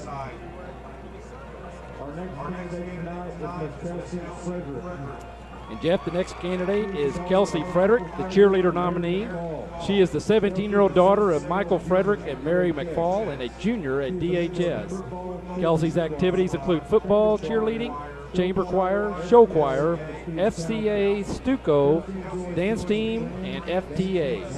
Kelsey's interests include hanging out with friends and dancing. Her future plans are to go to college for an ultrasound technician or be a teacher. Kelsey's escort is Jonathan Page. Jonathan is the 17-year-old son of David and Michelle Page and a junior at DHS. Jonathan's activities include football, basketball, FTA, and FCA. Our next contestant this evening is Miss Kendra Stevenson. Kendra is a 16-year-old sophomore and is the daughter of Kendra Stevenson is the 16-year-old daughter of Keith and Kay Stevenson and a sophomore at DHS. Kendra's activities include tennis, softball, band, jazz band, student council, FCA, Interact Club, and Children of the American Revolution. Kendra's interests are animals, meeting new people, singing, and dancing. Kendra's future plans are to attend pre-veterinary school at Missouri State and attend the School of Veterinary Medicine at the University of Missouri. Kendra's escort is Jonathan Foles. Jonathan is the 16-year-old son of Rick and Christine Murray and a sophomore at DHS. Jonathan's activities include football, FCA, chamber choir, Stuco, and Interact Club. and is the daughter of Kevin and Cindy Justice. Katie is a member of Cross Country and FCA Club. Katie enjoys running and being with her friends and family. Katie Justice is the 15-year-old daughter of Kevin and Cindy Justice and a sophomore at DHS. Katie's activities include cross country and FCA club. Katie's interests also include being with friends and a family and running. Katie's future plans are to go to college and become an orthodontist. Katie's escort is Colton Averett. Colton is the 15-year-old son of Marty and Lynn Averett and a freshman at DHS. Colton's activities include cross-country, band, FCA, and FFA. Next is Miss Bethany Christian. She's the 16-year-old daughter of Steve and Cheryl Christian and a junior at DHS. Bethany's activities include football, cheerleading, dance team, FTA, FCA, Stuco, and FBLA. Bethany's interests include cheering, dancing, shopping, and being with her friends. Bethany's future plans are to attend college at SEMO and pursue a degree in teaching. Bethany's escort is Cody Stevens. He is the 17-year-old son of Nathan and Maria Stevens and a senior at DHS. Cody's activities include football, wrestling, golf, FCA, and FTA. Our next candidate tonight is Miss Melinda Mayo. Next, Jeff, is Miss Melinda Mayo. She is the 17-year-old daughter of Roger and Melissa Mayo and a senior at DHS. Melinda's activities include FCCLA, FTA Treasurer, FCA President, Chamber Choir, Show Choir, Cross Country, Newspaper, Yearbook, Drama, Speech and Debate, and Honor Society. Melinda's interests include singing with her brother and father, hanging out with friends, and going shopping with her mother. Melinda's future plans are to attend SBU and major in teaching with a minor in music. Melinda then plans to go to Brazil to teach missionary children. Melinda's escort is Nick Summers. Nick is the 18-year-old son of Debbie Summers and a senior at DHS. Nick's activities include football and FCA club. Nick is a senior at DHS and is a member of the football team and FCA club. Ms. Morgan Cliff is our next candidate.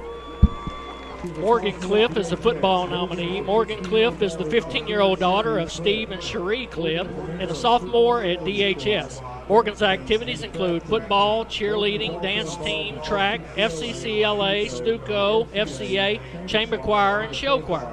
Morgan's interests are hanging out with friends and family, going shopping, and participating in pageants. Morgan's future plans are to attend ASU to get a degree in the medical field. Morgan Cliff's escort is Holden Bruce. Holden is the 15-year-old son of Keith and Mary Ann Bruce and a sophomore at DHS. Holden's activities include football, basketball, and FCA. Mary Ann and Keith Bruce. Holden is a member of the football team and basketball team. Holden is also involved in the FCA club.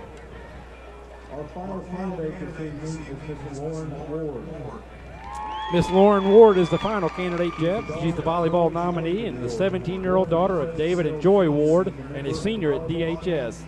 Lauren's activities include volleyball, FCA, FTA, Honor Society, Rowdy Gals, and Student Council.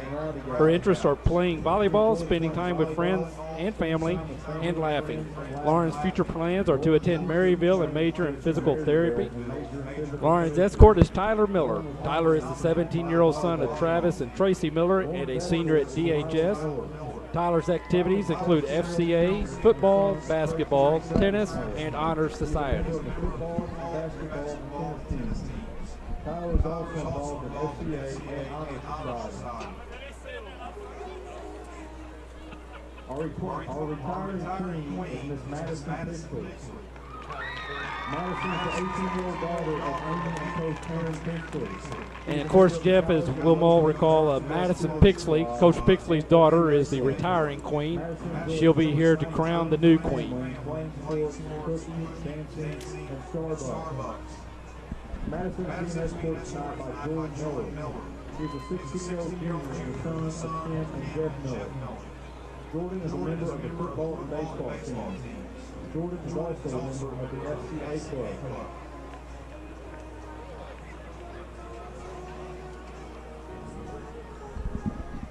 The 2011 Fall Homecoming court is second alternate, Erica Mauser. And second alternate, Erica Mauser.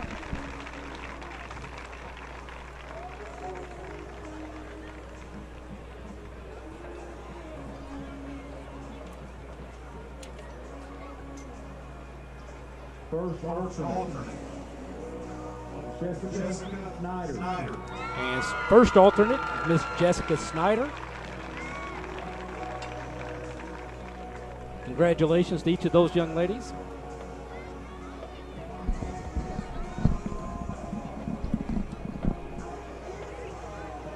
Your 2011 homecoming queen, Miss Lauren Ward.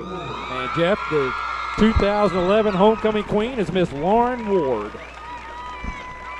So congratulations to all those participating, and I can tell you, Ed, that is a fine group of young men and women right there. Absolutely, absolutely. Dexter High School needs to be proud to have such a quality group, quality court, competing for homecoming queen. Absolutely. They're very well, their class is very well, all the classes are very well represented right there.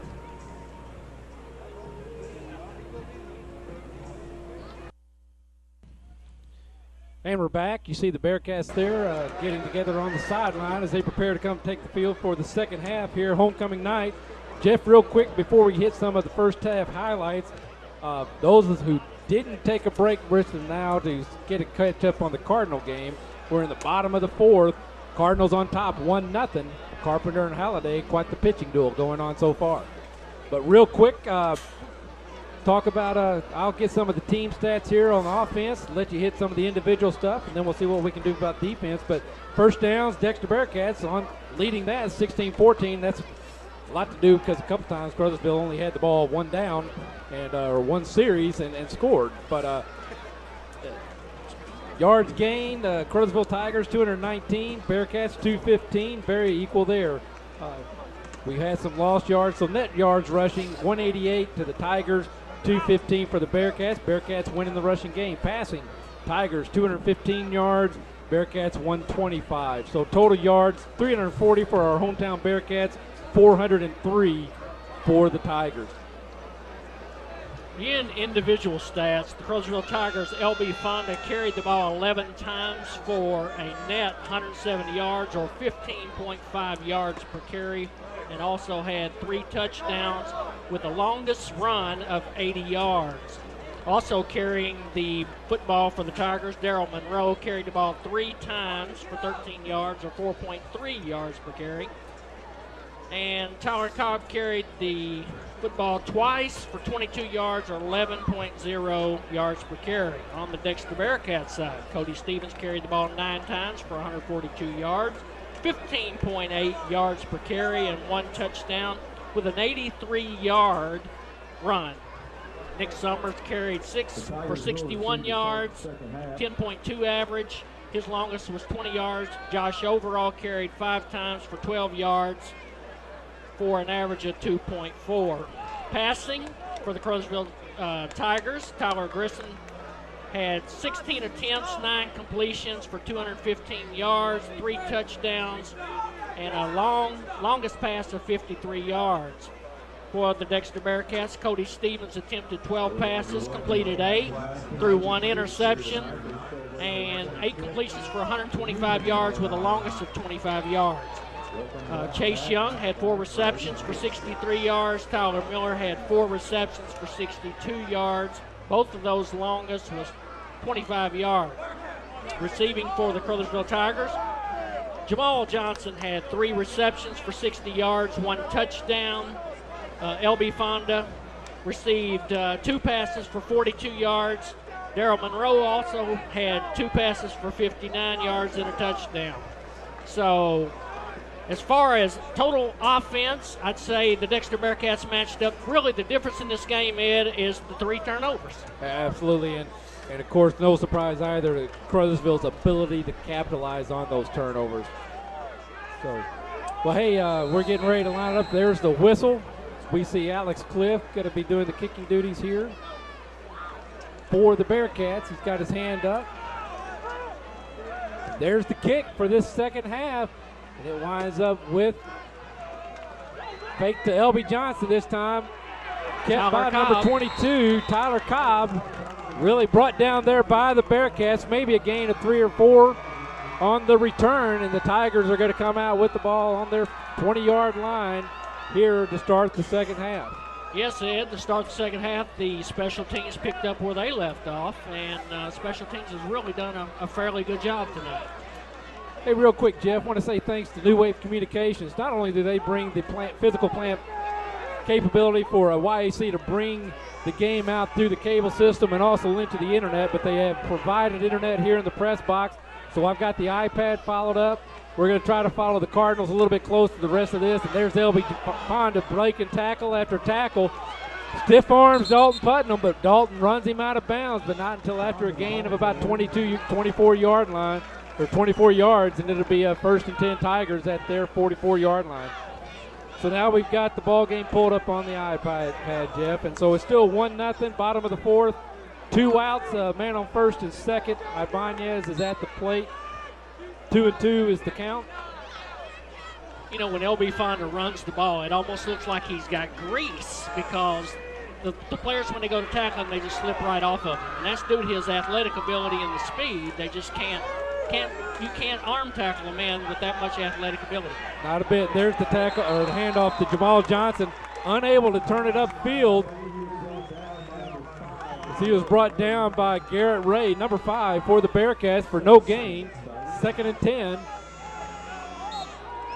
So once again, the defense picked up where it left off in the first half and showing some good poise here to start the second half. Absolutely.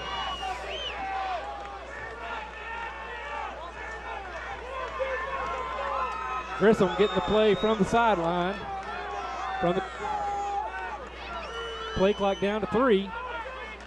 Hand off to Elby Fonda up the middle. He grinds out about 3, maybe 4 yards as he's brought down on that Dexter Bearcat. So it looks like the Caruthersville Tigers are going to start a little clock management early here in the second half. With plenty of time left on the clock, they are starting to manage the clock. Absolutely. So nice tackle there by Alex Cliff on that previous play for the Bearcats. He comes off for equipment malfunction, and Dylan Heflin in for him. 3rd and 6. Quick pass to Elby Fonda. Great blocking up front, but he's going to be brought down short of the first down inside the Dexter Bearcats. So he's going to be brought down there at about the 47, maybe 48-yard line of the Bearcats. Bring up 4th and 3. On that tackle was number 66, Dylan Heflin. We talked about the freshman before, but number 79 for the Tigers, Landon Strickland, was out there in front of Elby, providing good blocks, but great pursuit by our Bearcats. Tyler Miller back deep to receive the punt as they're in a punt formation, but won't be surprised if we see something other than that. There's the snap, kick is up. There's a flag on the play. Tyler slips as he's receiving the ball, but it looks like he's able to get back on it at the 10, maybe the 11-yard line for the Bearcats. So good heads-up play after the fact by Tyler Miller. See what the flag is, as it looks like referee Ben Godwin calling for it to come back, as I see Tim Harmon running down the near side of the field as well. It looks like Tim was the one that threw that flag. Tyler, are you upset with me for throwing these referees' names out there in case people jot these things down, you know? Hey, and at the end of the game, we'll be putting their addresses and telephone numbers up on the screen. Just kidding, folks. We appreciate what those guys in the black and white do each game. Glad to have them out here and supporting high school athletics. They do a bang-up job every game. So replay the down, it looks like. Illegal procedure. So back the Tigers up 5 yards. And we'll do it again. Oh, and it's blocked. As Joe Lovins got the hand up.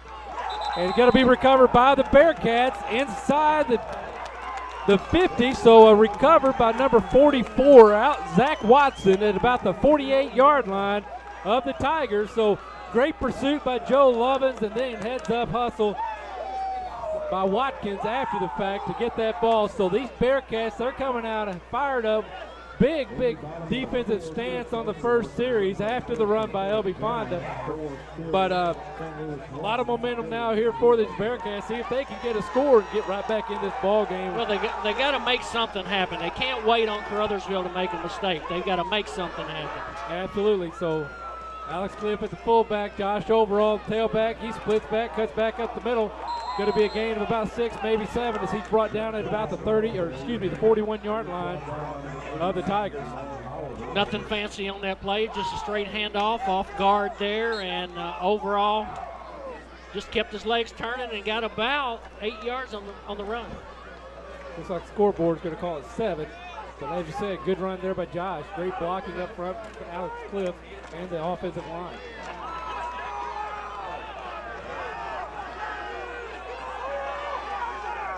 Summers in the backfield now for Overall. Stevens under center, rolls out. Good block there by Summers as the pass was intended for the fullback, Alex Cliff. Incomplete. It falls short. Bringing up 3rd and 3 for the Bearcats. I think Cody felt a little rushed on that play and felt that he had to throw the ball a little earlier before it finally developed, and that's the reason he had to throw it a little short there. So in the top of the 5th now, still 1-0. Nick Punto just singled to left to be on first base. No outs for the Cardinals. We see Josh Overall with another run up the middle, keeps cutting back and forth. As he grinds it out for a first down as he's tackled at about the 32-yard line. So a gain of 9, 9-yard run by Josh Overall for the first down. Once again, nothing fancy there, just taking the handoff and hitting his hole. Good offensive line blocking there, and he just followed the seam. So we got a Tiger on the field. We're going to have an official timeout. Real quick, as we won't emphasize him laying there, but we did see Cody Neldon take a big hit this first half. He will not be back in the game. We learned at halftime he is suffering from concussion-type symptoms, so we wish the best for Cody and a speedy recovery and look forward to having him next week. So with that, in the official timeout, we're going to take a quick break. You're watching Dexter Bearcat Football live on YAC TV. When you need home medical equipment, get a higher grade of home care with A-Plus Medical. At A-Plus Medical, our goal is to provide a wide selection of quality products and a higher grade of customer care. From grab bars to bedside commodes, canes, hospital beds, and wheelchairs, nebulizers, home oxygen, CPAP and supplies, plus much, much more. When you need a helping hand and want to breathe easier, put your trust in A-Plus Medical Equipment, a higher grade of home care. Hello, I'm Dr. Terry Swinger, and I'm so pleased that YHC TV will be carrying so many sporting events this year, both boys and girls. These events help with leadership, personality development, and I would like to wish all of our students and all of our schools a safe and successful year. And we're back. We see Alex Cliff and Nick Summers in the backfield. Cody Stevens going to keep it. Goes right up off tackle. He's going to be brought down after a gain of about 8. Going to be a flag on the play. Maybe a gain of 7 as he's. I believe we had a face mask on that tackle there. Is a face mask on the tackle against the Tigers, so about a 8-yard run, and then we're going to tack on a few more, another 5 yards. So first down, Bearcats inside the 20 of the Caruthersville Tigers now. Okay, momentum has definitely shifted to the Dexter Bearcats, and Dexter Bearcats are going to have to capitalize on this.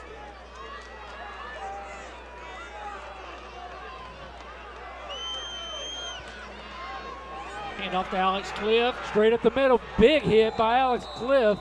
He's brought down by, I think that was number 21, Monroe. It was, but not until after there's another first down. First and goal for the Bearcats at about the 6-yard line. Strong, nice, fast, powerful running by Alex Cliff. Absolutely. And a big-time hit. And a big-time hole to run through there. Absolutely. The line is doing a fantastic job. Stevens this time following Summers. He swings out. Touchdown, Dexter Bearcats. So with 8:02 to go here in the third quarter, just under 4 minutes and 3 series later, the Bearcats are back on the board, cutting the margin to 7 with a point after try forthcoming. Yeah, the Dexter Bearcats are going to really have to take this momentum shift and use it to their favor. They can't let the Caruthersville Tigers come right back and with 1 or 2 plays score and get right back into this thing once again. The Bearcats are within 7, can take it down to 6 here, and they're going to have to hold their Tigers once again. Kick is up, and it's no good. Look to be wide left this time. So mixed extra point, second for Cliff tonight. That's kind of uncharacteristic, but still Bearcats within 7. So I want to remind everybody, Dexter Pizza Company is now under new ownership and have returned to classic recipes. The lunch buffet is available daily along with the popular cookie dough pizza. And now offering chicken wings, Dexter Pizza Company is offering a carry-out special for Bearcat fans during each YHC televised game. Free breadsticks with a purchase of a large pizza. To order, call 624-7499 or visit them out on Business 60 West. I want to say thanks again for Dexter Pizza Company. As we see the Bearcats getting their last-minute huddle, and they'll come up to set on the kickoff. Want to remind everybody again, tonight's kickoff is brought to you by Rainey Mathis Funeral Homes in Dexter and Bernie. They're dedicated to providing services to the families of Southeast Missouri with care and compassion. They serve every family in your community with great pride. They're able to offer a wide range of services to meet your family needs and customs. They will listen to you and your wishes to help plan a celebration consistent with your expectations. Randy Mathis will take the time to plan every detail and help to relieve the burden on your family during your time of loss. Visit Randy Mathis Funeral Homes online at mathisfuneralhomes.com. Brad Wick with the kickoff there, a little scribble kick. Monroe picks up the ball. He gets outside. Nice block. Cutback block by number 8. Looks like they're going to get him for blocking in the back. We'll see what the call is, but Hunter Dickey with a big-time block on DJ Dowdy.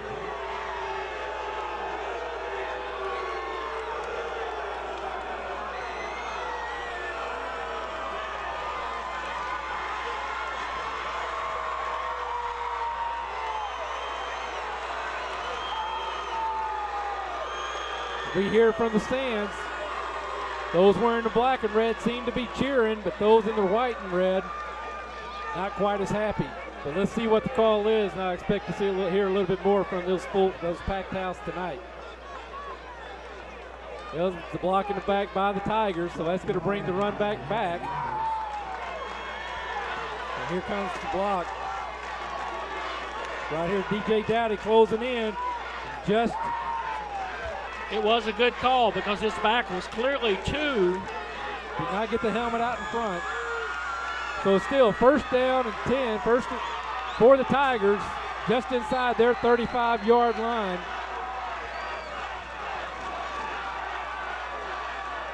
And we start hearing the chant now from these Caruthersville faithful. Let's go Tigers. Elby Fonda running backwards. He's policed in. He turns it around. Breaks for one tackle, but he's brought down after about a 5-yard loss, maybe a 7-yard loss. Great pursuit by those Bearcats this time around on Elby Fonda. There was a host of Bearcats on that play. Alex Cliff, Zach Watson, and numerous others. That's what they're going to have to do. They're going to have to gang tackle to tackle that young man. He's just too quick. They've got to turn him back in where the rest of the team can come in and help out. Kitten Sanders coming off. DJ Dowdy going in as Kitten took a big old lick there from the linebacker position. So now we got 2nd and 16 from the Tiger 27-yard line. Grizzle looking to throw, go deep. He's got a receiver, Dalton Putnam, great coverage. The ball's a little overthrown as Dalton Putnam was matching Travis Murray step for step, bringing up 3rd and 16 for the Tigers. Absolutely, and for all the little ones out there watching, that's the way you want to coverage. You don't want to let the man get behind you. Dalton had him exactly where he wanted him and could have turned and come back to pursue the football if he needed to. But the main thing, number 2, Travis Murray, did not get past him. We're now in the bottom of the 5th, 2 outs. Cardinals still on top, 1-0.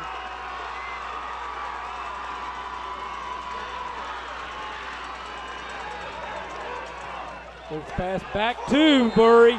Big time tackle by Zach Watson.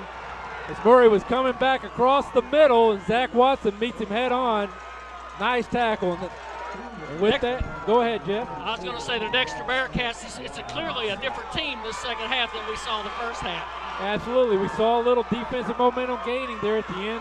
The last couple of series from the first half, and they obviously picked up on it and been carrying it on here in the second half as we now had the end of the 5th. Cardinals still on top 1-0. Second time the Caruthersville Tigers have had to punt in this half. Tyler Miller deep. Just gets the punt off. Tyler this time with good hands. Looks to get around. Takes the sideline. As he's brought down by the punter, number 81, Colt Callens, the sophomore, 5'8 sophomore, for the Tigers after about a 15-yard return by Tyler Miller.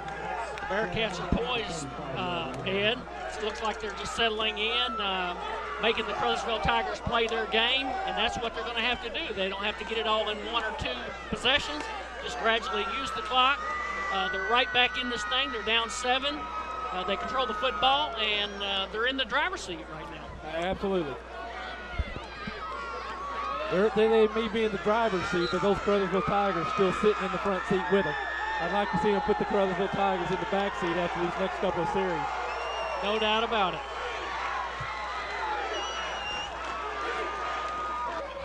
There's a run by Josh. He breaks outside. There's a block downfield. It's a sprint race. Josh cut to the corner, cuts back, turns back as he tries to break another tackle. He's inside the 5. His Bearcat buddies are there. Touchdown! Josh Stevens, 55 yards. Great individual effort by Josh Stevens to get outside, down the field, keep it inbounds, cut back inside, and then the no-quit Dexter Bearcats getting down the field and assisting him in breaking that plane.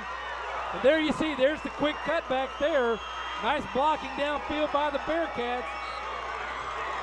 No doubt about it. Number 30, Josh Overall. That goes to show you this young man plays with heart. Absolutely. That's a senior wanting to win on his homecoming night.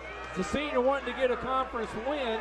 It's a senior wanting to avenge last year's loss in Caruthersville.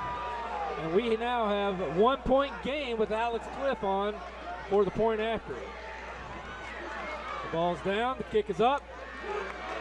And it no good. Again, looks to be wide left from our angle.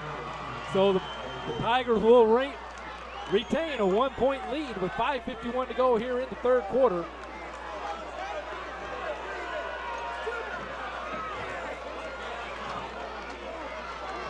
Dexter Bearcats right back in this football game, Ed. Defense is going to have to continue to hold. Yes, Jeff, and winning on the football field, it doesn't happen by accident. Players and coaches work throughout the long summer, conditioning for the rigors of competition, practice upon practice. The lessons learned by our Dexter student athletes will, however, serve them well for a lifetime. Lessons of discipline and teamwork, hard work, and commitment to excellence. At Bank of Advance, we believe in the character that sports help to build, and we're proud to help support athletes on the field and in the classroom. Bank of Advance, where a handshake still matters. Member FDIC and equal housing lender. You can hear this Dexter crowd right back in this football game.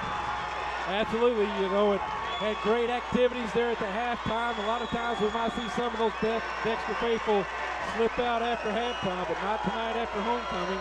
Now with a quality opponent like the Caruthersville Tigers on the field. This time they kick it to the up back. Ball's going to be out at about the 35-yard line. As Phil Lancaster was content to let the ball go out of bounds.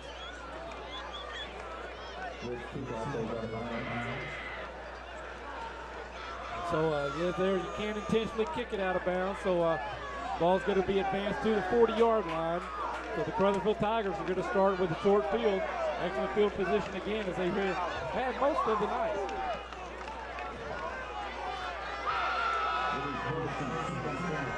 So the Caruthersville Tigers will take over at their own 35-yard line.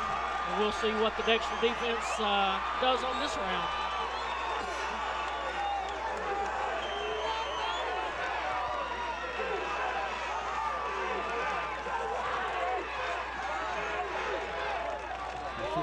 Moore coming out for the Bearcats. Wilson looks for the play, quick pitch outside, tries to cut back, breaks the block or tackle, and he's brought down at about the 40-yard line with a big hit by the Bearcats. Tyler Cobb with the reception. He was brought down, I believe, by Ryan Joyner. And Jacob Lee, number 88. Jake Lee. So it looks like Nick Summers had a chance.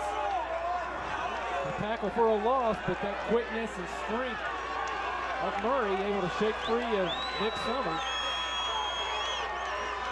2nd and 5. Grissom looking to the near side. Oh, good play down there. Number 10, Ryan Joyner read it well.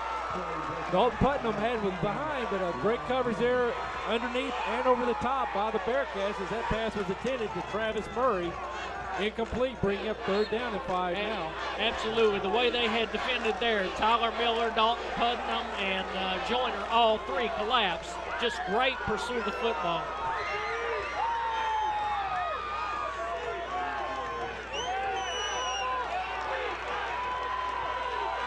Trips to the near side as we see Abdul Johnson in motion. Get it to Elby. Not a bad game plan. But he's brought down at the line of scrimmage. No sirree.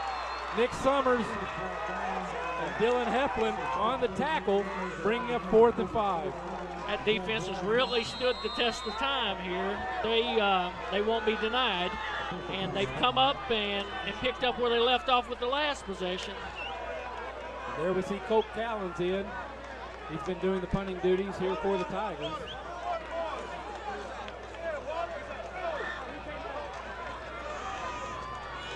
Again, 4th and 5. 4:50 to go here in the third quarter. Nick Summers and Zach Watson wanting the crowd to get loud here. This time we got Chase Young back to receive. Kind of a safety measure, leaving Tyler Miller in the first couple of times to ensure they were going to punt. Feeling a little more confident now. Put Chase Young back there. Snap. Kick is low, but takes a bounce right to Chase, and he goes right up the middle, but he breaks free, spins loose, tries to get free, and there's Tigers all around him, but there he goes. And about a 5-yard return by Chase Young after he ran around, able to break free finally and get it out to the 30-yard line for the Bearcats.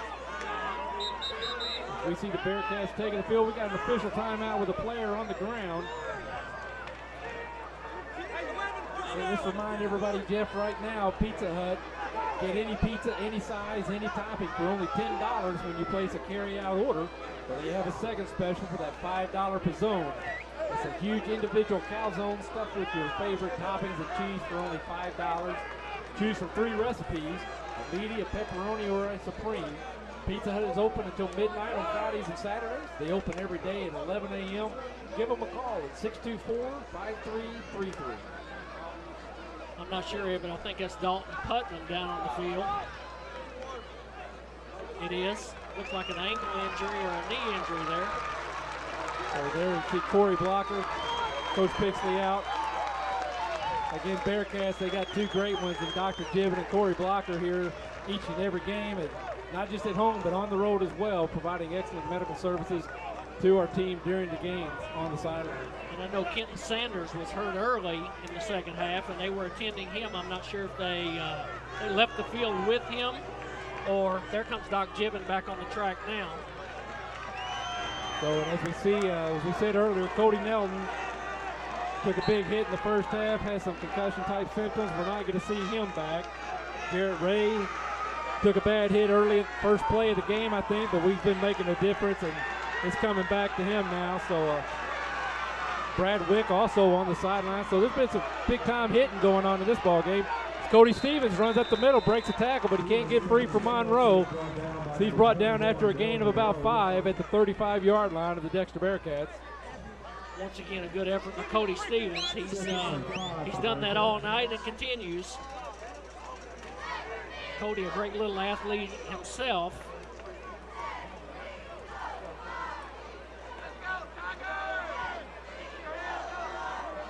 There, Albert Pujols just grounded out to third for the second out. At the top of the 6th. Cardinals still leading 1-0.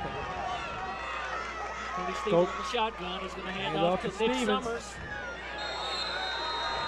Excuse me, you're correct. I said Stevens, but the quarterback handed it off to Nick Summers, and he's met at the line of scrimmage. Bring up 3rd and 5 from the Dexter Bearcat 35. 3.5 minutes to go here in the third quarter now.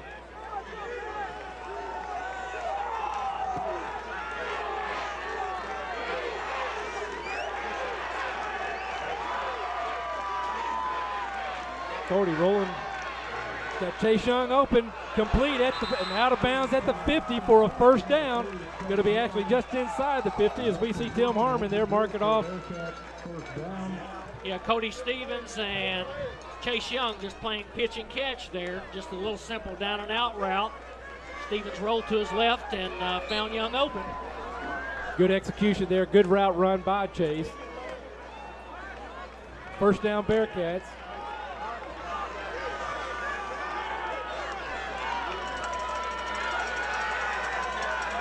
Trips up top this time for Cody. Overall in the backfield. Pitch out to Overall. He cuts it back up. He's met by the tight or the defensive end, but he falls forward for a gain of about 3. Tackle by number 54, Kendrick Bradley, for the Tigers. And also number 79, Landon Strickland. I wouldn't want to be tackled by Landon Strickland too very often, not with him on top of me. 6'3", 260 is what the book says. But the freshman, he's very active along that line of scrimmage. Not intimidated, by these upperclassmen of the Dexter Bearcats at all. He's a pretty agile 260. Very. Cody rolling out. In pursuit, he's going to tuck it. Runs contact. Going to be short of the first down. Gain of about 5, maybe 6, bringing up 3rd and short. Looks like it's going to be 3rd and 2. Number 13, Kenneth Pittman in on that stop.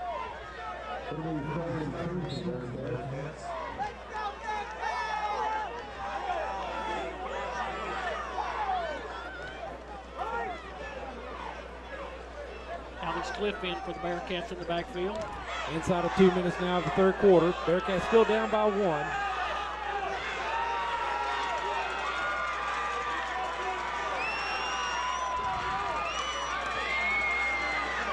Cody with the keeper. He crosses the 40-yard line.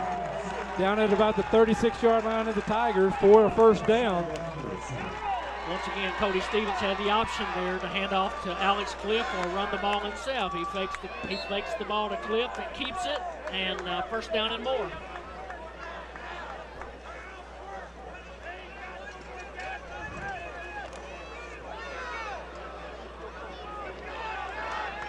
Definitely not going to see as much points in the first quarter after the half as we saw in the first quarter at the first half. Outside of Summers, he tries to turn it upfield. He's met by number 14, Jamal Johnson, but not until after a gain of about 4. Bring up 2nd and 6 for the Bearcats at the Tiger 33-yard line. Dexter 34-yard Bearcats line. clearly in control here, Ed. They just have to be patient. Be patient, good clock management, let it tick down, obviously, and then onto the ball. Because Tigers can't score unless we turn it over when we're on offense. Stevens going to go right back up the middle. He dodges a tackle. He crosses across the 25-yard line, so first down for the Bearcats to the Tiger 24-yard line, maybe 23. Nice move there by Cody Stevens to miss the tackle. And a great job by Coach Pixley mixing the run and the pass. The Caruthersville Tigers are really, really confused at this point.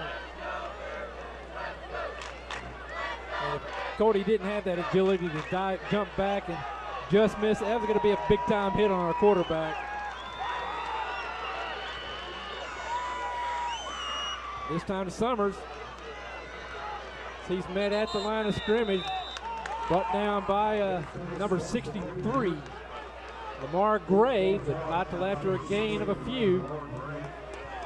It's got to bring up 3rd and about 6, maybe 7. 3rd and 7, excuse me, 2nd and 7 from the 20-yard line. And after 6, the Cardinals still on top, 1-0. And that's going to be the end of the third period. We're going to take a quick break. Bearcats trailing by 1. Homecoming night, Charles Bland Stadium. You're watching Dexter Bearcat Football live on YAC TV. At Allen Christian and Dexter, you'll like the way we do business for many reasons. We make the buying experience simple with a large selection of Buicks and GMCs to choose from. We offer quality pre-owned vehicles priced to fit any budget. No gimmicks, guaranteed. Shop us any day, anytime, here in Dexter or online at allenchristian.com. We service what we sell with one of the most experienced service departments in the Heartland area. Selection, price, experience, family owned for over 53 years. Allen Christian Buick GMC, Dexter. First Midwest Bank Gold Club offers special privileges for our friends who are age 50 or better and have combined deposits of $5,000. Members enjoy trips, cruises, seminars, and picnics along with free personalized bank services. Upcoming trips include Journey Through the Holy Land, Yellowstone in winter, Classic Ireland, and Hawaiian Paradise Cruise. Stop by any First Midwest Bank location to sign up for the Gold Club. It's absolutely free. First Midwest Bank, providing common sense financial solutions every day. And we're back. Thank you, Brett. Brett Dorton, our great friend on the stats, bringing the third quarter stats. Pass those over to you, Jeff. You'll massage those as we see the Bearcats lining up. Cody Stevens hustling in Tyler Miller and Chase Young and Jake Lee. Sure, everybody understands the play. 12 minutes to go here at homecoming game. Charles Bland Stadium, these Dexter Bearcats on the move. Hand off to Josh Overall. He cuts it back up, going up the middle, looking. There it is, touchdown, Josh Overall. So that's what, 4 for Josh, I believe, this evening, but he just stays right on his blocker, gets through there and shuffles back and forth at the middle of the field, resulting in a 25-yard score for the Bearcats, now leading 46-41, and it looks like they may be going for 2 to get back on top, 7 points. Josh Overall had carried the ball 9 times for 87 yards prior to the last carry, so that ought to put him over 100. Yeah, I don't. Is he 25 or 24? 20. So even at 24, that's 111. Yeah. Stevens gonna keep it. Gets up the middle. Touch. Oh, 2-point conversion. Good. And puts the Bearcats on top. 48-41. So with 11:53 to go here in the ball game. Hey Jeff, real quick, on the go, convenience, 2 locations, Dexter and Bloomfield, serving fried chicken and barbecue daily along with their popular food bar. It's also your one stop for fuel, snacks, and cold drinks on the go, and featuring the 28-degree cave. That's on the go convenience. With these Bearcats, we talked about needing the momentum, and they've had it offensively. They picked up right where they left off. They've scored. I won't say at will, but they've marched down the field every time they've had the ball this half and resulted in points. And now, after being down as much 21, they're now on top 7. So since about the midway point of the first quarter, Dexter now outscored the Tigers by 28 points.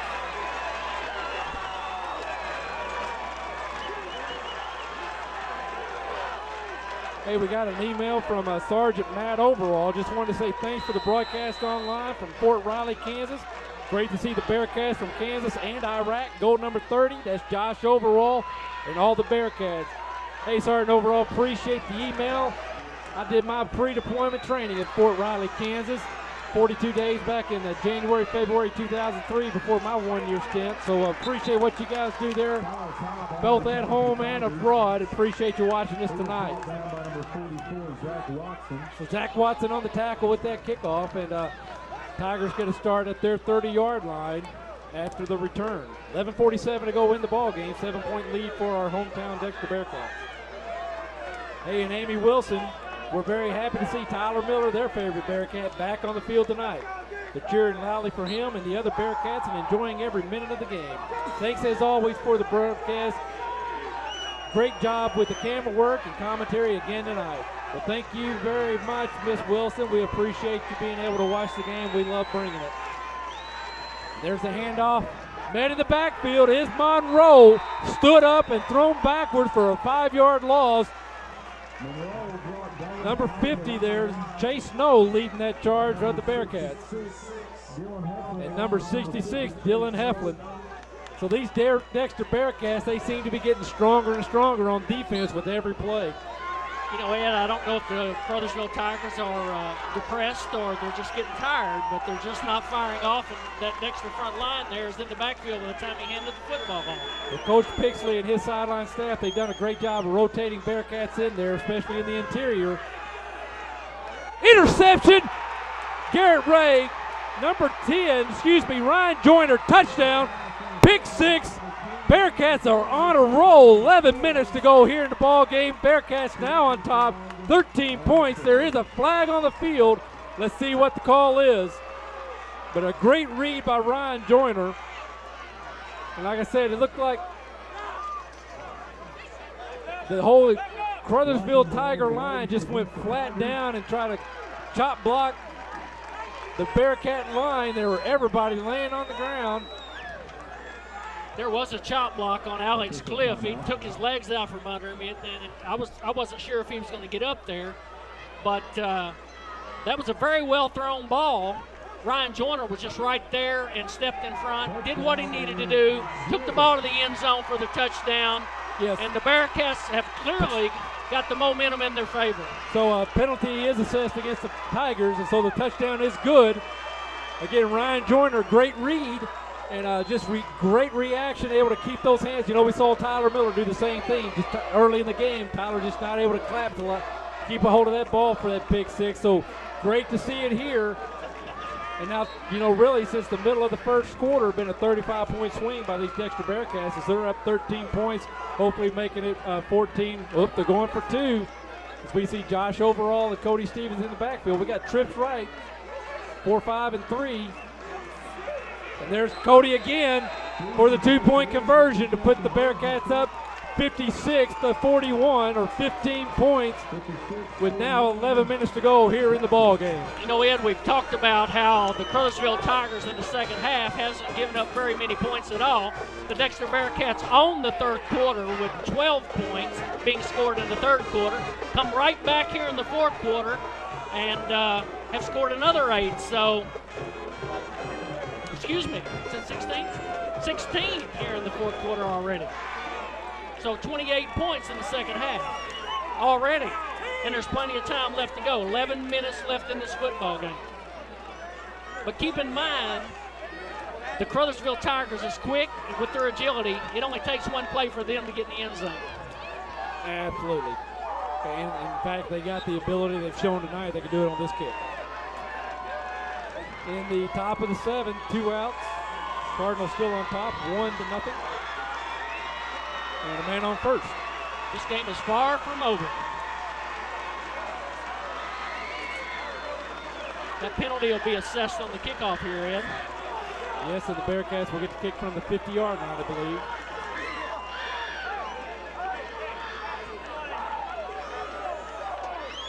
This is something new for the Caruthersville Tigers. I don't think they've been down like this all year. But they have not, and they certainly haven't been scored on like this late in the game. And so, congratulations, Dexter Bearcats. But we got 11 more minutes of football. Nice kick by Cliff, excuse me. And it's going to be down in the end zone by LB Fonda. So the Tigers will take over at their 20-yard line. We're going to keep it right here. Hey, we talked about it all night, but the Bearcat in the 50-yard line. But if you take a notice, look at the field, and you should be impressed as it's in great condition thanks to Turf Renovations. Turf Renovations is responsible for outstanding field services on not only this field, but numerous ones in the area, such as Porterfield, Sykeston, Piggott, and other baseball fields as well. Turf Renovations prides themselves on providing the best playing surface possible for the area's athletes. Special thanks again to Turf Renovations, and to check out their projects, go to turfrenovations.com. And so Grissom looking over the offense. Quick pitch out to LB Fonda. He cuts it back up, breaks a couple of tackles, but he's brought down by Ryan Joyner after a gain of about 9 or 10. We'll see what his spot is as I see Chris Russian on the north side of the 30. That's going to result in a first down for the Tigers. But that clock keeps on ticking once the line of game crew get the chain set. This crowd's not going anywhere. They've got an exciting football game to watch, and they're getting louder as the night goes on. Pitch out to LB Fonda. Jake Lee's in pursuit. But Tyler Miller pushes him out of bounds at about the 36-yard line. At the bottom of the 7th, Cardinals still on top, 1-0. So we're going to have a second and about 4 for the Tigers. Good pursuit by Jake Lee and Tyler Miller to get LB Fonda out of bounds. Dexter Bearcats going to have to get back and force that up the middle run like they've done at the end of the first half, and so far here in the second half. They kind of let him get outside there, and when he gets outside, he's dangerous.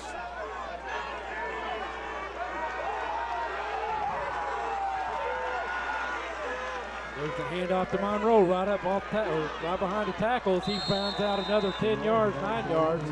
He's brought down at the Tiger 45. First down, Tigers.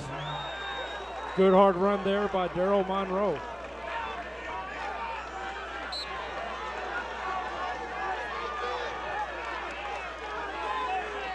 Clock now down inside 10.5 minutes.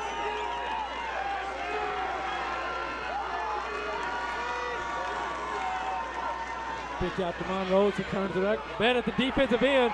Brought down by the Bearcats at the line of scrimmage. Maybe a loss, but there's a flag on the play. As we saw number 50, Chase Snow. Flag is going to be holding against the Tigers, so that's going to back it up.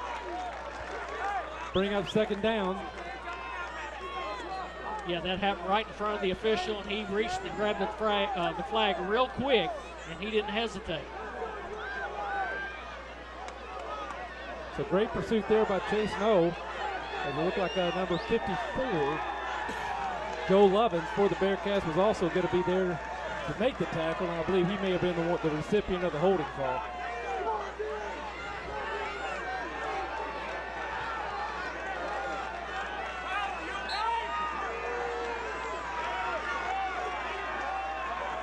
Grisham from the shotgun. Quick pitch out. Nick Summers collapses. Grabs a hold and forces him out of bounds after a gain of about 7, maybe 8. So it's going to bring up second down and about 14, 15 for the Tigers.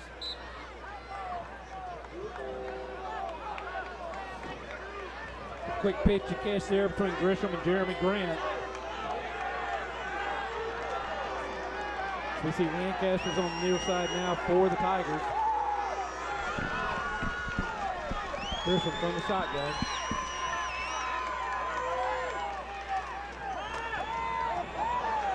Joyner on the pursuit, got blocked. They pitch it back to LB Fonda.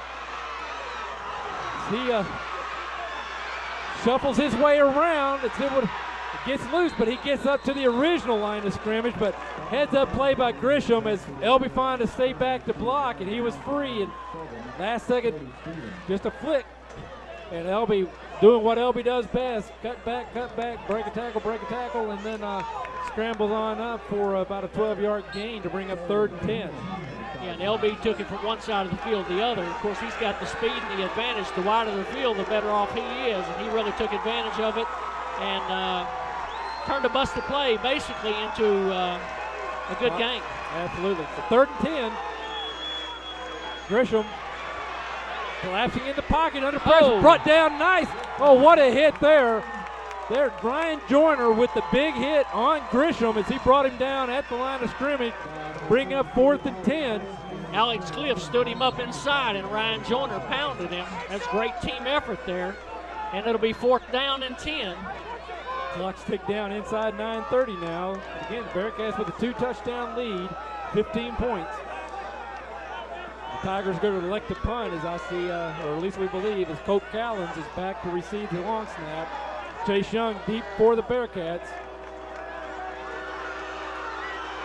Snap, punts off. Away from Chase as he chases it down. And it's going to go dead at about the Bearcat 13-yard line. Some great kick there by Cope Callens and a Tiger bounce. So with 8:54 to go here in the ball game, the Bearcats are going to get the ball back. Chase Young showing a lot of wisdom there by staying away from that football. Absolutely. He did the right thing. He kind of collapsed on it in case it's going to bounce back toward him maybe. But then once it's inside the 20 and then inside the 15, there's no reason to go scoop that up. Take the down and set up wisely. And again, the Bearcats have shown here, as they did for most of the first half, here in the second half, they've been able to continue to move the ball against this Tiger defense. They've just got to hang on to the football. No turnovers at this point. Don't need to help Caruthersville. They just need to continue to do what they've done here in the second half, and that's just hard, smash-mouth football.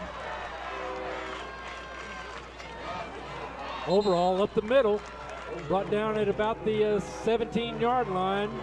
So a gain of about 4 for the Bearcats, bringing up 2nd and 6. Clock is becoming a factor at this point. 8:37 left in the football game.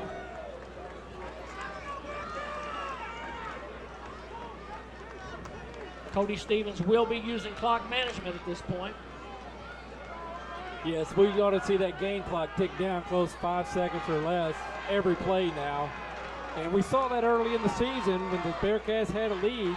They still executed that way and have a lot of experience in that as Josh Overall just follows outside his tight end and dives across the 25-yard line for a first down.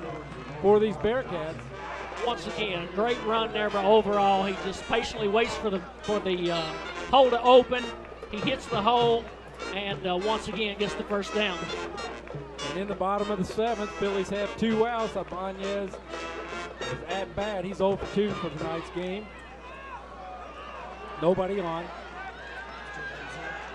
Still 1-0, yes, Rick. And we're back here to football.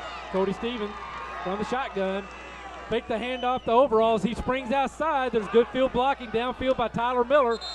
He's brought down close to the line of scrimmage by number 63. Lamar Gray. Yes, number 8 also. Hunter Dickey. In on that tackle. But Tyler Miller tying up the cornerback, number 5, Elby Fonda, preventing him from collapsing on our quarterback and allowing Cody to get a 9-yard gain there. 2nd and 1. The clock ticks down to about 7 minutes left. Bearcats with a 15-point lead do not have to score again. They just have to use this clock. There's Josh. Had the first down, but he's met by Monroe. Thrown for a loss. There's a fumble on the ground, and the Tigers have it. So there's Josh Overall looking up as if maybe he thought his forward progress had stopped and the ball should have been down. But as he's thrown down by Monroe there not trying to tackle him. He's strictly going for the ball. As you see in the replay, and the ball comes free at the Bearcat 34-yard line. So 1st and 10 Tigers with 7 minutes to go, 6:55 to go here in the ball game. Tough break for Josh Overall, but Monroe had no business, no intent of trying to tackle him. He spun him around. He grabbed that ball right away. And now Monroe with the ball. He turns the corner, dances down the sideline after he is hit by Garrett Ray for another 6 or 7 yards. First down for the Tigers as he's finally out of bounds. Once again, Jacob Lee, that defensive end, has got to get across and turn him back. He let him get to the sideline and turn the corner, and that's a formula for disaster. So after 7 now, at the end of the 7th inning, Cardinals still on top, 1-0. 1st and 10 from the Bearcat 23-yard line. Grisham in the back. Hand off to Monroe, straight up the middle, breaks the tackle. He's going to walk into the end zone for a touchdown. So with 6:42 to go, Tigers decrease that 15-point lead by 6. Bearcats still on top by 9. And let's see if they elect to kick or go for 2. I would say at this point, Ed, they don't have a choice. They'll have to go for 2. And I see looks like number 77. That looks to be Landon Strickland. That's Jay Strickland. Landon Strickland's older brother at 6'4", 300 pounds. Younger brother 6'3", 260. There's been some movement by the defense. Nobody. The big guys up front, and Monroe just runs it right up, keeps that head down, stays low, right up between the guard and the tackle for the 2-point conversion, making it 56-49. So the Bearcats retain a 7-point lead with 6:42 to go in the ball game. You know, Ed, I had visions and flashbacks there of Refrigerator Perry when he played for the Chicago Bears. Absolutely. They would bring him into the game. He was a lineman, but they bring him into the game and hand him the football because he was so big. And that's exactly what happened right there. We love hearing from you out there in TV land. Send us an email at sports@yctv.com. We'd love to hear from you. And with that touchdown, we hear the Tiger faithful getting a little rowdy and noisy over there, trying to spur their Tigers on for a quick stop, get that ball, get another touchdown here, and make this game really interesting. Lots of time, 6:42. Anything can happen with 6 minutes of football when you have 2 offensive teams like you have here tonight. So 105 points in the ball game so far. 6:42 to go. Looks like the Tigers may be setting up for the quick kick. And Josh Overall comes in. Really gets about a yard on the return as the Bearcats had everybody up close in the event they were trying the onside kick. So good hands there by Josh Overall. The Tigers, or excuse me, the Bearcats will take over at their 34-yard line, 33-yard line, 6:37 to go. Josh did all he could do there. There's no way to set up a wedge or anything like that on a kickoff that's kicked to the side like that, so the best thing you can do is just grab the football and go.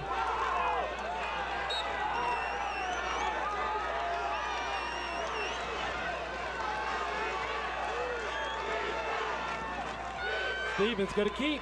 He cuts back, but he's met by number 69, Jerry Hudgens, at the line of scrimmage for no gain. And Jerry, the senior, 5'9", 180.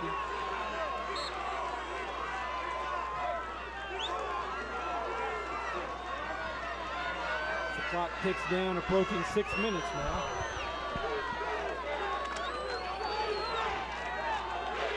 Bearcats don't need to go into too much of a protective mode. They still need to be a little aggressive and don't let these Tigers keep this momentum, but a couple of first downs and squash that real quick. It's Stevens cuts it outside. And number 14, Jamal Johnson goes low to keep Cody Stevens from getting it, turning upfield. It's got to be brought down at the line of scrimmage. Bring up third down and about 10 for the Bearcats. Yeah, no use to get in protective mode here. There's still lots of time left on the clock. Dexter Bearcats have to play their football game and continue to pass, run. Whatever they've done up to this point, they've got to continue to do it. Absolutely, because the Tigers know they can score and they can score quickly. Cody going to roll out. Tyler coming across. He's got Jake Lee. Tyler real deep. Cody going to cut it back. He's got some open field. The Tigers collapse close to the first down. Cody looks like he may have stepped out just shy. And the Dexter faithful over there in the stands look like Cody Stevens ran past the first down marker, but it's going to be marked about a yard short.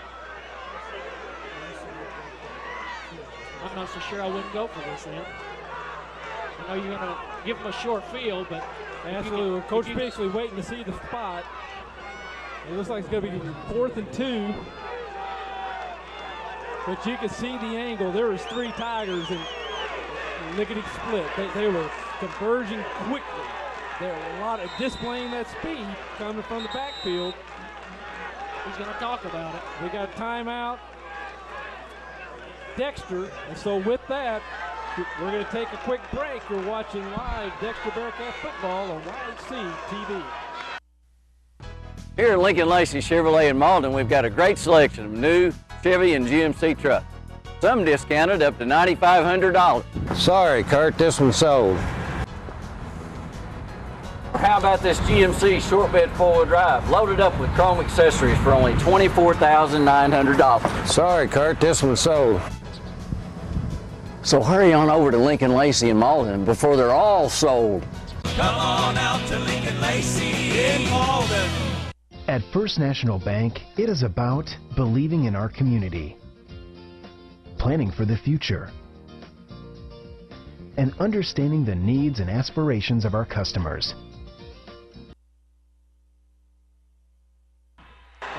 And we're back. Bearcats are going to go for it. At least they're lining up to go for it. See if there's a hard count. Nope. 3 up front. Josh Stevens with the ball. He's grinding it out, but it looks like the Tigers are going to hold. Stevens going to be short of the first down by about a half a yard. So good defensive stop there by the Caruthersville Tigers.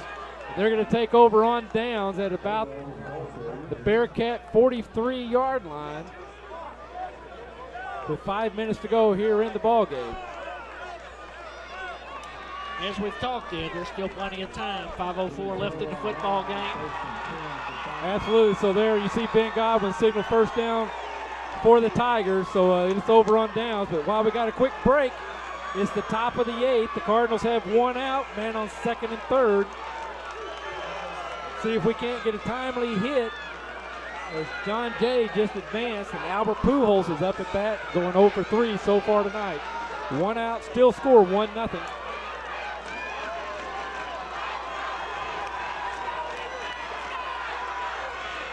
Hand off to Monroe, right up the middle. He's met by a horde.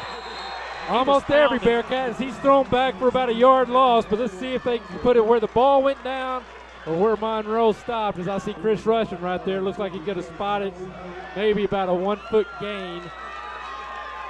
He was maybe a 1 yard gain by Monroe. Good hard run there as he took a hit from about 4 Bearcats all at once. Yeah, he was stood up inside by the Dexter Bearcat by a mob, and then Jacob Lee just pounded him. All right, so Albert Pujols was intentionally walked to load the bases with 1 out, the top of the 8th. Pitch out to Monroe, missed tackle, but he's met after a gain of about 7 and knocked out of bounds, so it's going to bring up 3rd down and short, maybe 2 or 3 for these Tigers. Once again, Ryan Joyner had a shot at him there in the backfield, run right by him, and that would have been huge, but he ended up turning it into about a 7-yard gain. So it looks to be 3rd and 3 for the Tigers. Grisham from the shotgun, Elby Fonda in the backfield with him. LB Fonda will get this football. There's no secret. Everybody in the stadium knows that. Pitch it out. Try to swing him out as he tries to cut it up. He does cut it up. And that speed, he runs right through the defense of the Bearcats. And he's got a touchdown. So a 35-yard touchdown run by LB Fonda. And the Tigers are now down by 1 with 4:12 to go here in the ball game. Looks like the momentum has shifted back the other direction here, Ed. Absolutely, and you see it right here. When he turns upfield, he just runs right through the Bearcats as they're trying to collapse and close that lane. Just so much speed from Elby Fonda. He runs through it before the collapse can happen. Yeah, he has tremendous acceleration, and once he hit that hole, he accelerated. There was nothing the Dexter Bearcats could do. And the Tigers going for 2 now. They're going to play to take the lead with 4:12 to go here in the ball game. Elby Fonda in the backfield, hand off to Elby. He stood up and denied. So great defensive stance by these Dexter Bearcats. That senior's on that line, standing him up, putting him down.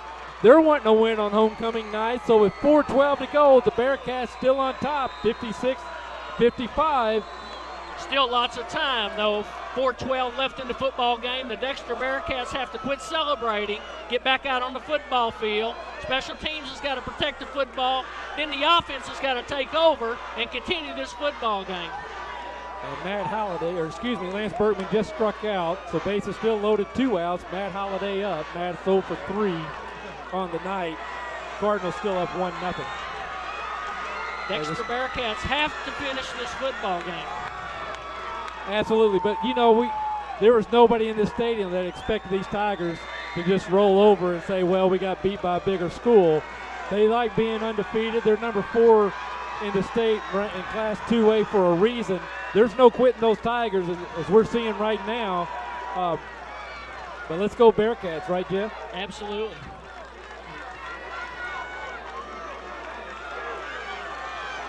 They may try a little onside kick here to get the football back. Nope. It's time to kick it the other direction. Josh Overall back to get it. Hang on to the football, Josh. Yep. As he's brought down immediately, maybe a gain of about 2 or 3 or a return of 2 or 3 yards, but Bearcats are going to take over at about their 19-yard line with 4:08 to go here in the ball game. Dexter Bearcats are just going to have to protect the football and use the clock and do what they've done all the way through the second half. They don't have to do anything different. They don't have to do anything special. Just control the football and hang on to the football. Absolutely. They've shown that they can move the ball well enough tonight that actually, we can get a score or we can keep it the entire 4 minutes and 8 seconds. I believe Tigers still have all 3 of their timeouts. Cody Stevens got to keep it as he gets outside. Stays in bounds as he dives over the tackler. Number 14, Jamal Johnson. So wise move by Cody instead of sidestepping around and running out of bounds. He wants to keep that clock going. Gain of 5, bring up 2nd and 5 for the Bearcats. It adds such a dimension to a football team to have a quarterback that agile who at will can hang on to the football and get you 3 to 5 yards. And Matt Holliday slide out to left, so at the middle of the 8th, Cardinals still up 1-0. 2nd and 5. Cody get a keep. It goes right off the tackle. Brought down at about the 30-yard line. Let's see where the spot is. He may have the first down. And it looks like he's going to be south of the 30-yard line, so that will be a first down for these Bearcats. As the clock ticks down now, as the chains are set, we'll be below 3 minutes at the snap of the ball. They're going to be going for the football here, Ed, so they're going to have to really protect the football.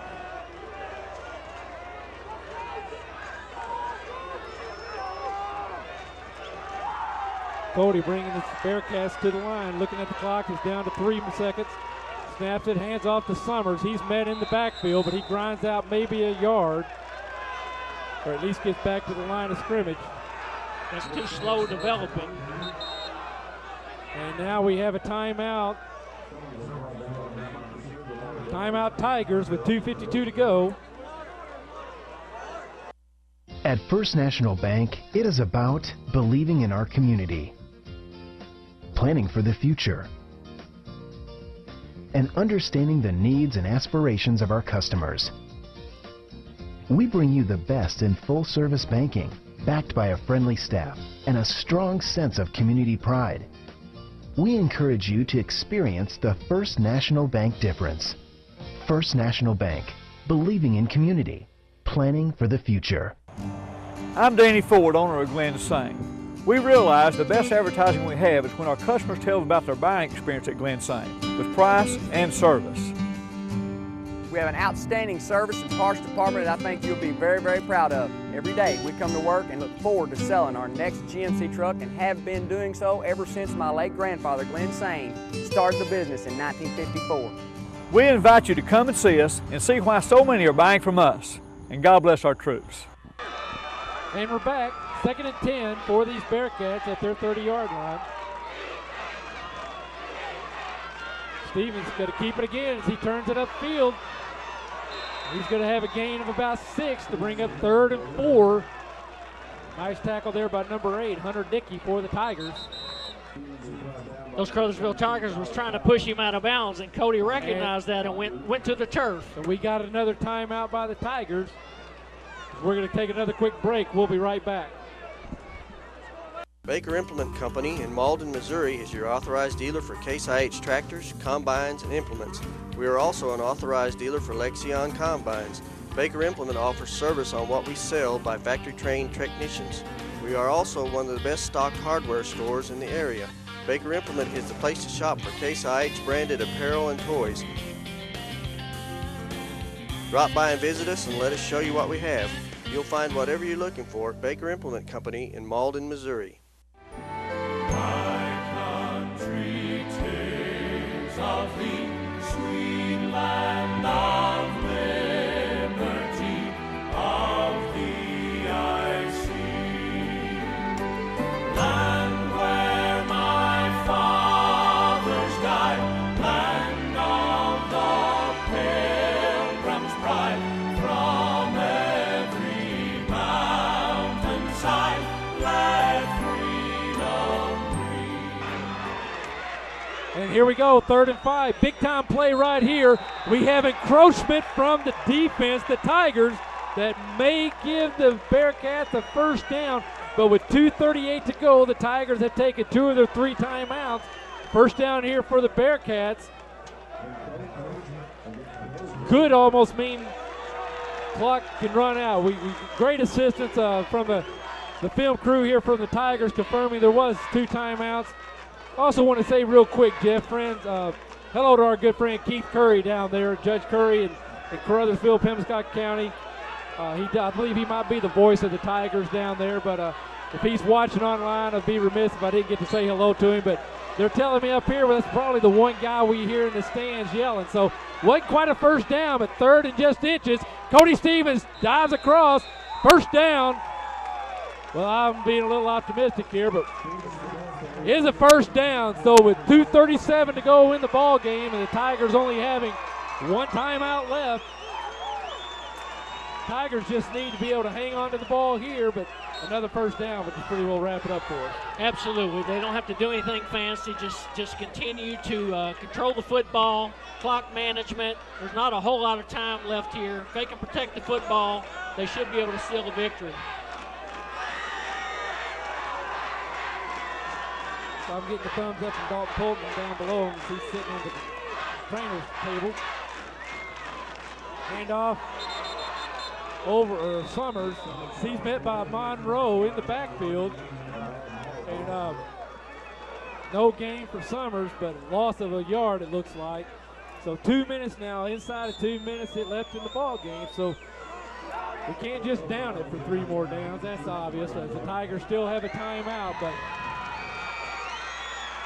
keep the ball in play, keep possession of the ball. No, absolutely. They've got to continue to push the ball down the field, try to get another first down. But they, most importantly, have to protect the football. So Cody going to keep it this time. He cuts it back up. He gets a gain of about 2, so it's going to bring up 3rd and 9. The clock ticks down to 1:30. We had Caruthersville calling their final timeout. So with that final timeout, we're going to take a quick break. You're watching Dexter Bearcat Football live on homecoming night on YAC TV. NFL Red Zone, the channel that brings you every touchdown from every game on Sunday afternoons. Watch the most exciting moments like never before, live in HD. Every touchdown from every game, live on one channel, NFL Red Zone.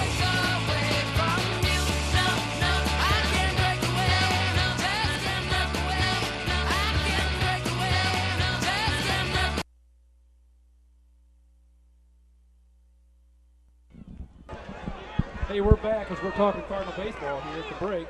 But 2 outs in the bottom of the 8th, nobody on, or 1 man on first for the Phillies. Cardinals still up 1-0. Chris Carpenter just hit 100 pitches.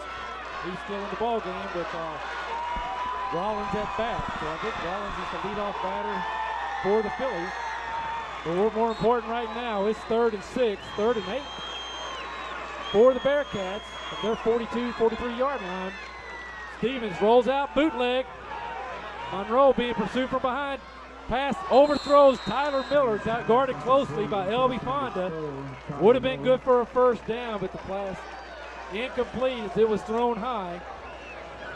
Coach Pixley talking with Cody Stevens right now.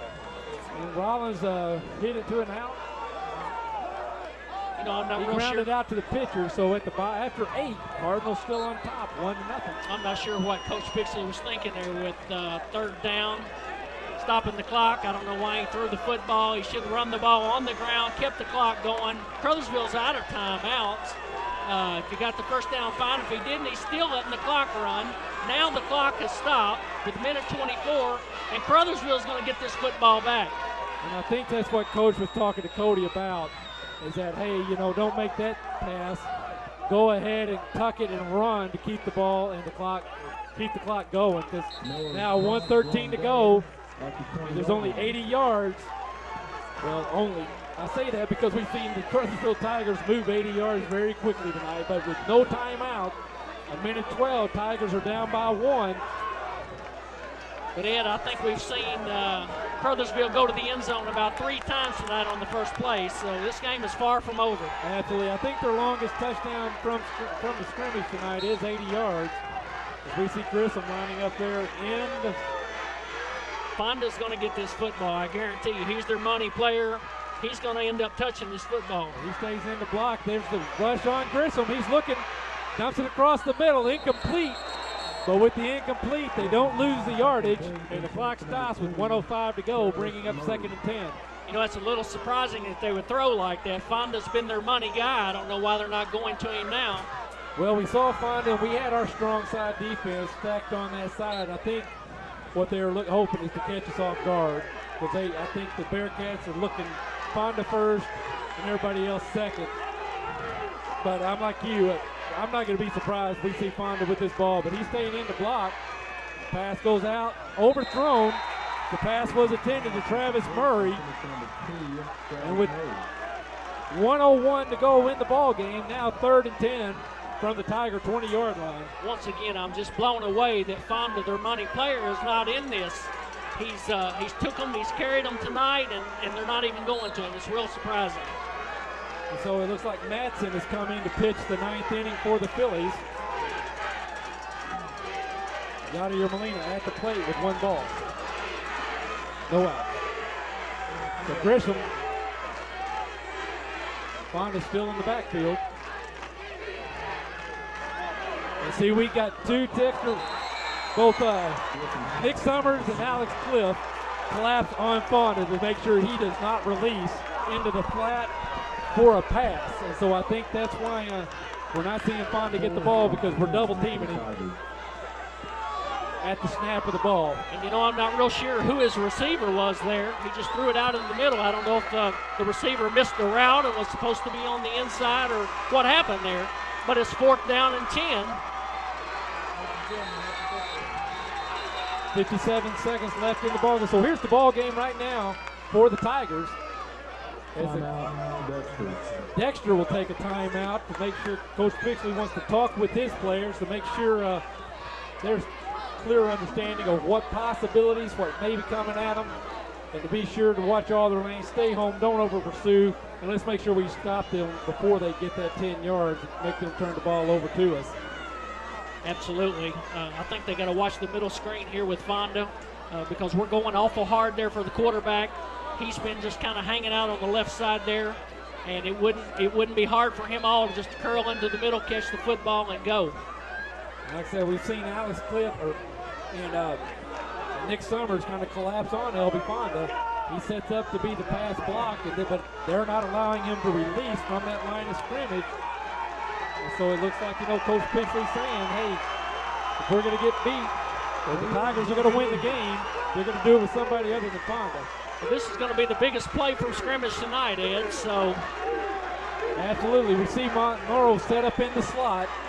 And also up top is going to be LB Fonda at the wide receiver. So he's got his two big-time backs, both at the top of the field, looking right. And of course, Lancaster here on the near side, but Grissom, he looks right. He's going deep for Lancaster, being guarded, intercepted by Garrett Ray, brought down at the Bearcat 39-yard line. So with that turnover, no timeouts for the Tigers, going to ensure a victory on homecoming night for these seniors and the entire Bearcat Nation, as they'll go out and have to take a knee with 50 seconds left. They'll take a knee once, they'll have to hike it twice, and that's going to be ball game. So congratulations, Dexter Bearcats. Big time win this evening against an extremely talented, extremely high-quality team in these Caruthersville Tigers. Again, great conference win for the Bearcats.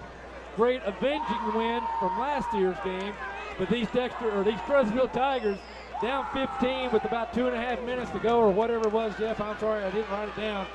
No quitting them. They came right back, played for the win to go for two. Big stop by the Bearcats. So come up a point short now with 50 seconds left in the go in the game, as we see Cody take a knee, and with about 15-second differential between the game clock and the play clock. So we're going to see one more snap, and we hear the Dexter faithful on the other side cheering home congratulatory greats there to their Dexter Bearcats tonight here at homecoming. Well, we talked about this being an offensive powerhouse. Both teams coming offensively. It has not disappointed. This has been one great football game. It's went back and forth, back and forth. The Dexter Bearcats fortunately come out on top 56-55, but the Caruthersville Tigers have nothing to hang their head about. They're an outstanding football team, and they're going to go very far in Class 2A. Absolutely. I look forward to reading about them and following the remainder of the season. Best of luck to them throughout the remainder of their season, district play, and let's see them go, deep into the playoffs, maybe get to the final game up there. It would be awesome for Southeast Missouri. So hats off, Caruthersville Tigers. Congratulations on a great game. I'm sure they're not here for a moral victory either, but a good deal. Way to go, Bearcats. Awesome game. We're going to take a quick break. We'll be back in a moment with the final stats and wrap up at tonight's game.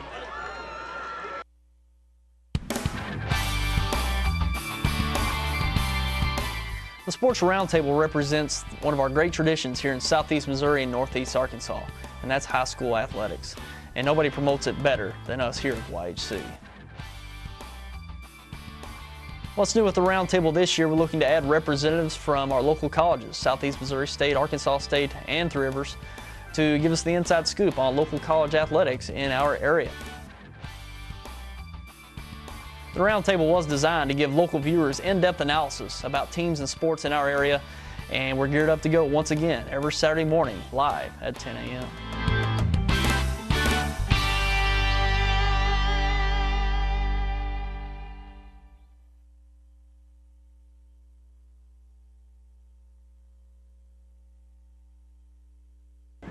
And we're back. Again, a victorious Dexter Bearcats on homecoming night. So a great avenging of last year's tough loss down at Caruthersville. Great conference win. Overall, just a great team effort. No quit the Bearcats, but as we saw too, Jeff, no quit those Tigers. Let's have you recap the scoring, if you will. It's 6 minutes left in the ball game. Dexter up 15 points and with the ball. Next thing you know, 3 minutes to go in the game, we're up by 1. Absolutely. In the first quarter, the Dexter Bearcats got on the board first with 8:39. Really didn't waste a whole lot of time. Josh Overall runs up the middle, 3-yard touchdown run. The kick by Alex Cliff was good. Tigers came right back. Little over a minute and 8 seconds later, the Tigers scored. LB Fonda runs up the middle for a 56-yard touchdown. The kick by Stephen Rogers was good. Tigers then scored again with 4:52 left in the first quarter. Tyler Grissom passes right to Jamal Johnson, complete for a 24-yard touchdown. The extra point was good. The Tigers then came back and scored a third touchdown with 2:31. LB Rogers runs left for a 26-yard touchdown. Kick by Rogers was good. Then the Dexter Bearcats rounded out the first quarter with 21 seconds. Cody Stevens runs up the middle for a 1-yard touchdown. Kick by Alex Cliff was no good. Second quarter, the Caruthersville Tigers get on the board with 11:49. Tyler Grissom passes left to Daryl Monroe, complete for a 53-yard touchdown. The kick by Rogers was good. Dexter Bearcats come back with 8 minutes 40 seconds left in the second quarter. Josh Overall runs up the middle for a 1-yard touchdown. Cody Stevens keeps the ball, runs in for a 2-point conversion. The Caruthersville Tigers also in the second quarter with 8:28. LB Fonda runs right for an 80-yard touchdown run. The Dexter Bearcats come right back 2 minutes later and score with 6:44 left. Cody Stevens passes to the right corner to Tyler Miller, complete for a 14-yard touchdown. The extra point by Cliff was good. Rounding out the first half, the Caruthersville Tigers scored with 6 minutes 13 seconds left. Tyler Grissom passes right to LB Fonda, complete for a 45-yard touchdown. The kick by Rogers was blocked. That rounded out the first half. Starting off the third quarter, the Dexter Bearcats scored with 8:02 in the third. Cody Stevens runs left for a 6-yard touchdown. The kick by Alex Cliff was no good. Also in the third quarter, the Dexter Bearcats scored with 5:51 left in the third quarter. Josh Overall runs right for a 55-yard touchdown. Once again, the extra point attempt by Cliff was no good. That rounded out the third quarter. In the fourth quarter, the Dexter Bearcats scored with 11:53. Josh Overall runs up the middle for a 20-yard touchdown. Cody Stevens goes for 2 and is good. Dexter Bearcats score again with 11:01, 52 seconds later. Tyler Grissom passes right, intercepted by Ryan Joyner, and returned for a touchdown. Cody Stevens also on the two-point conversion, and it was good. Caruthersville Tigers scored the next touchdown with 6:42 left to go. Daryl Monroe runs up the middle for a 23-yard touchdown. Daryl Monroe also run in the two-point conversion. And to round out the final score for the night, with 4:12 left in the football game, LB Fonda runs right for a 36-yard touchdown. LB Fonda run the two-point conversion, but it was no good, and that's the difference in this football game, Ed. Absolutely, Jeff, as I just banged my head on the ceiling here as I was celebrating the Cardinals win. So they'll be playing for the pennant next week against the Brewers. But you see it on the score or on the screen right there. Very even in score. So, of course, you're going to see it very even in yardage. First downs, takeaways, actually Dexter 4 and Caruthersville 2. But just a recap of here a little bit of some individual. LB Fonda, 17 carries, 243 yards. Daryl Monroe, 9 carries, 64 yards for the Tigers. Rushing for the Bearcats, Cody Stevens, 24 for for 218 yards, career night for Cody. Josh overall 14 for 121. Nick Summers 11 for 68. Passing, Tyler Grissom with the Tigers, 15 of 29, 2 interceptions, 3 touchdowns, 245 yards. And Cody 9 of 15 with 1 interception and 1 TD for 139 yards. Tyler Miller 4 completions or receptions, 62 yards. Chase Young 5 receptions, 77 yards. And Jamal Johnson had 3 receptions for 60 yards and a touchdown. Daryl Monroe had 2 receptions, 59 yards and a touchdown. And Elby Fonda had 4 receptions, 47 yards and a touchdown for the Tigers. So it's very, very even across. We knew we'd see a great offensive game, but there the Dexter Bearcat defense really came on late in the first half and throughout the second half. But then again, the Tigers turned it on defensively there late into the fourth quarter, and so and was able to get those last 2 touchdowns, electing to go for the win, not getting the 2-point conversion.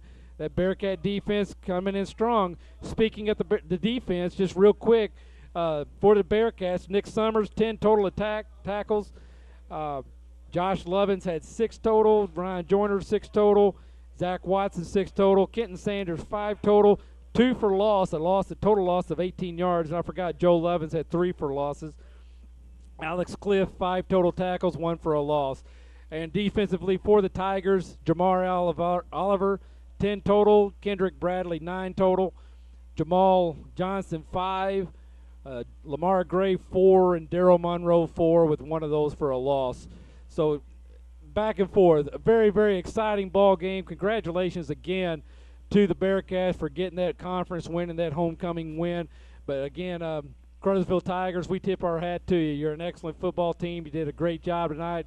Never say die, never say quit. Played in it to the very end, and we wish you well the rest of the season. And so with that, you see the light in the background, but here homecoming night just past the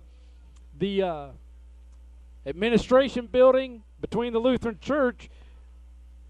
You see the band starting to buzz. It's going to play for a 5th quarter. We got about an hour and a half, 2-hour party going to be going on here on the grounds at the school, so we want to invite everybody, come on back down. Let's not call it a night just yet, and let's celebrate this victory of our Bearcats. Also, again, want to remind everybody the Cardinals are playing in the next rounds. They win 1-0. Complete game shutout by Chris Carpenter. 9 innings, looks like about 3 strikeouts, 3 hits. So excellent job there by Chris. Congratulations, Cardinals. More importantly, congratulations, Bearcats. And next week, YHC is going to be live in Kennett as we see the Kennett Dexter ball game. So we'll be broadcasting live from down there. Please tune in. And with that, we're going to wrap things up tonight. Thanks for watching. Thanks for the comments throughout the game. And we'll see you next week.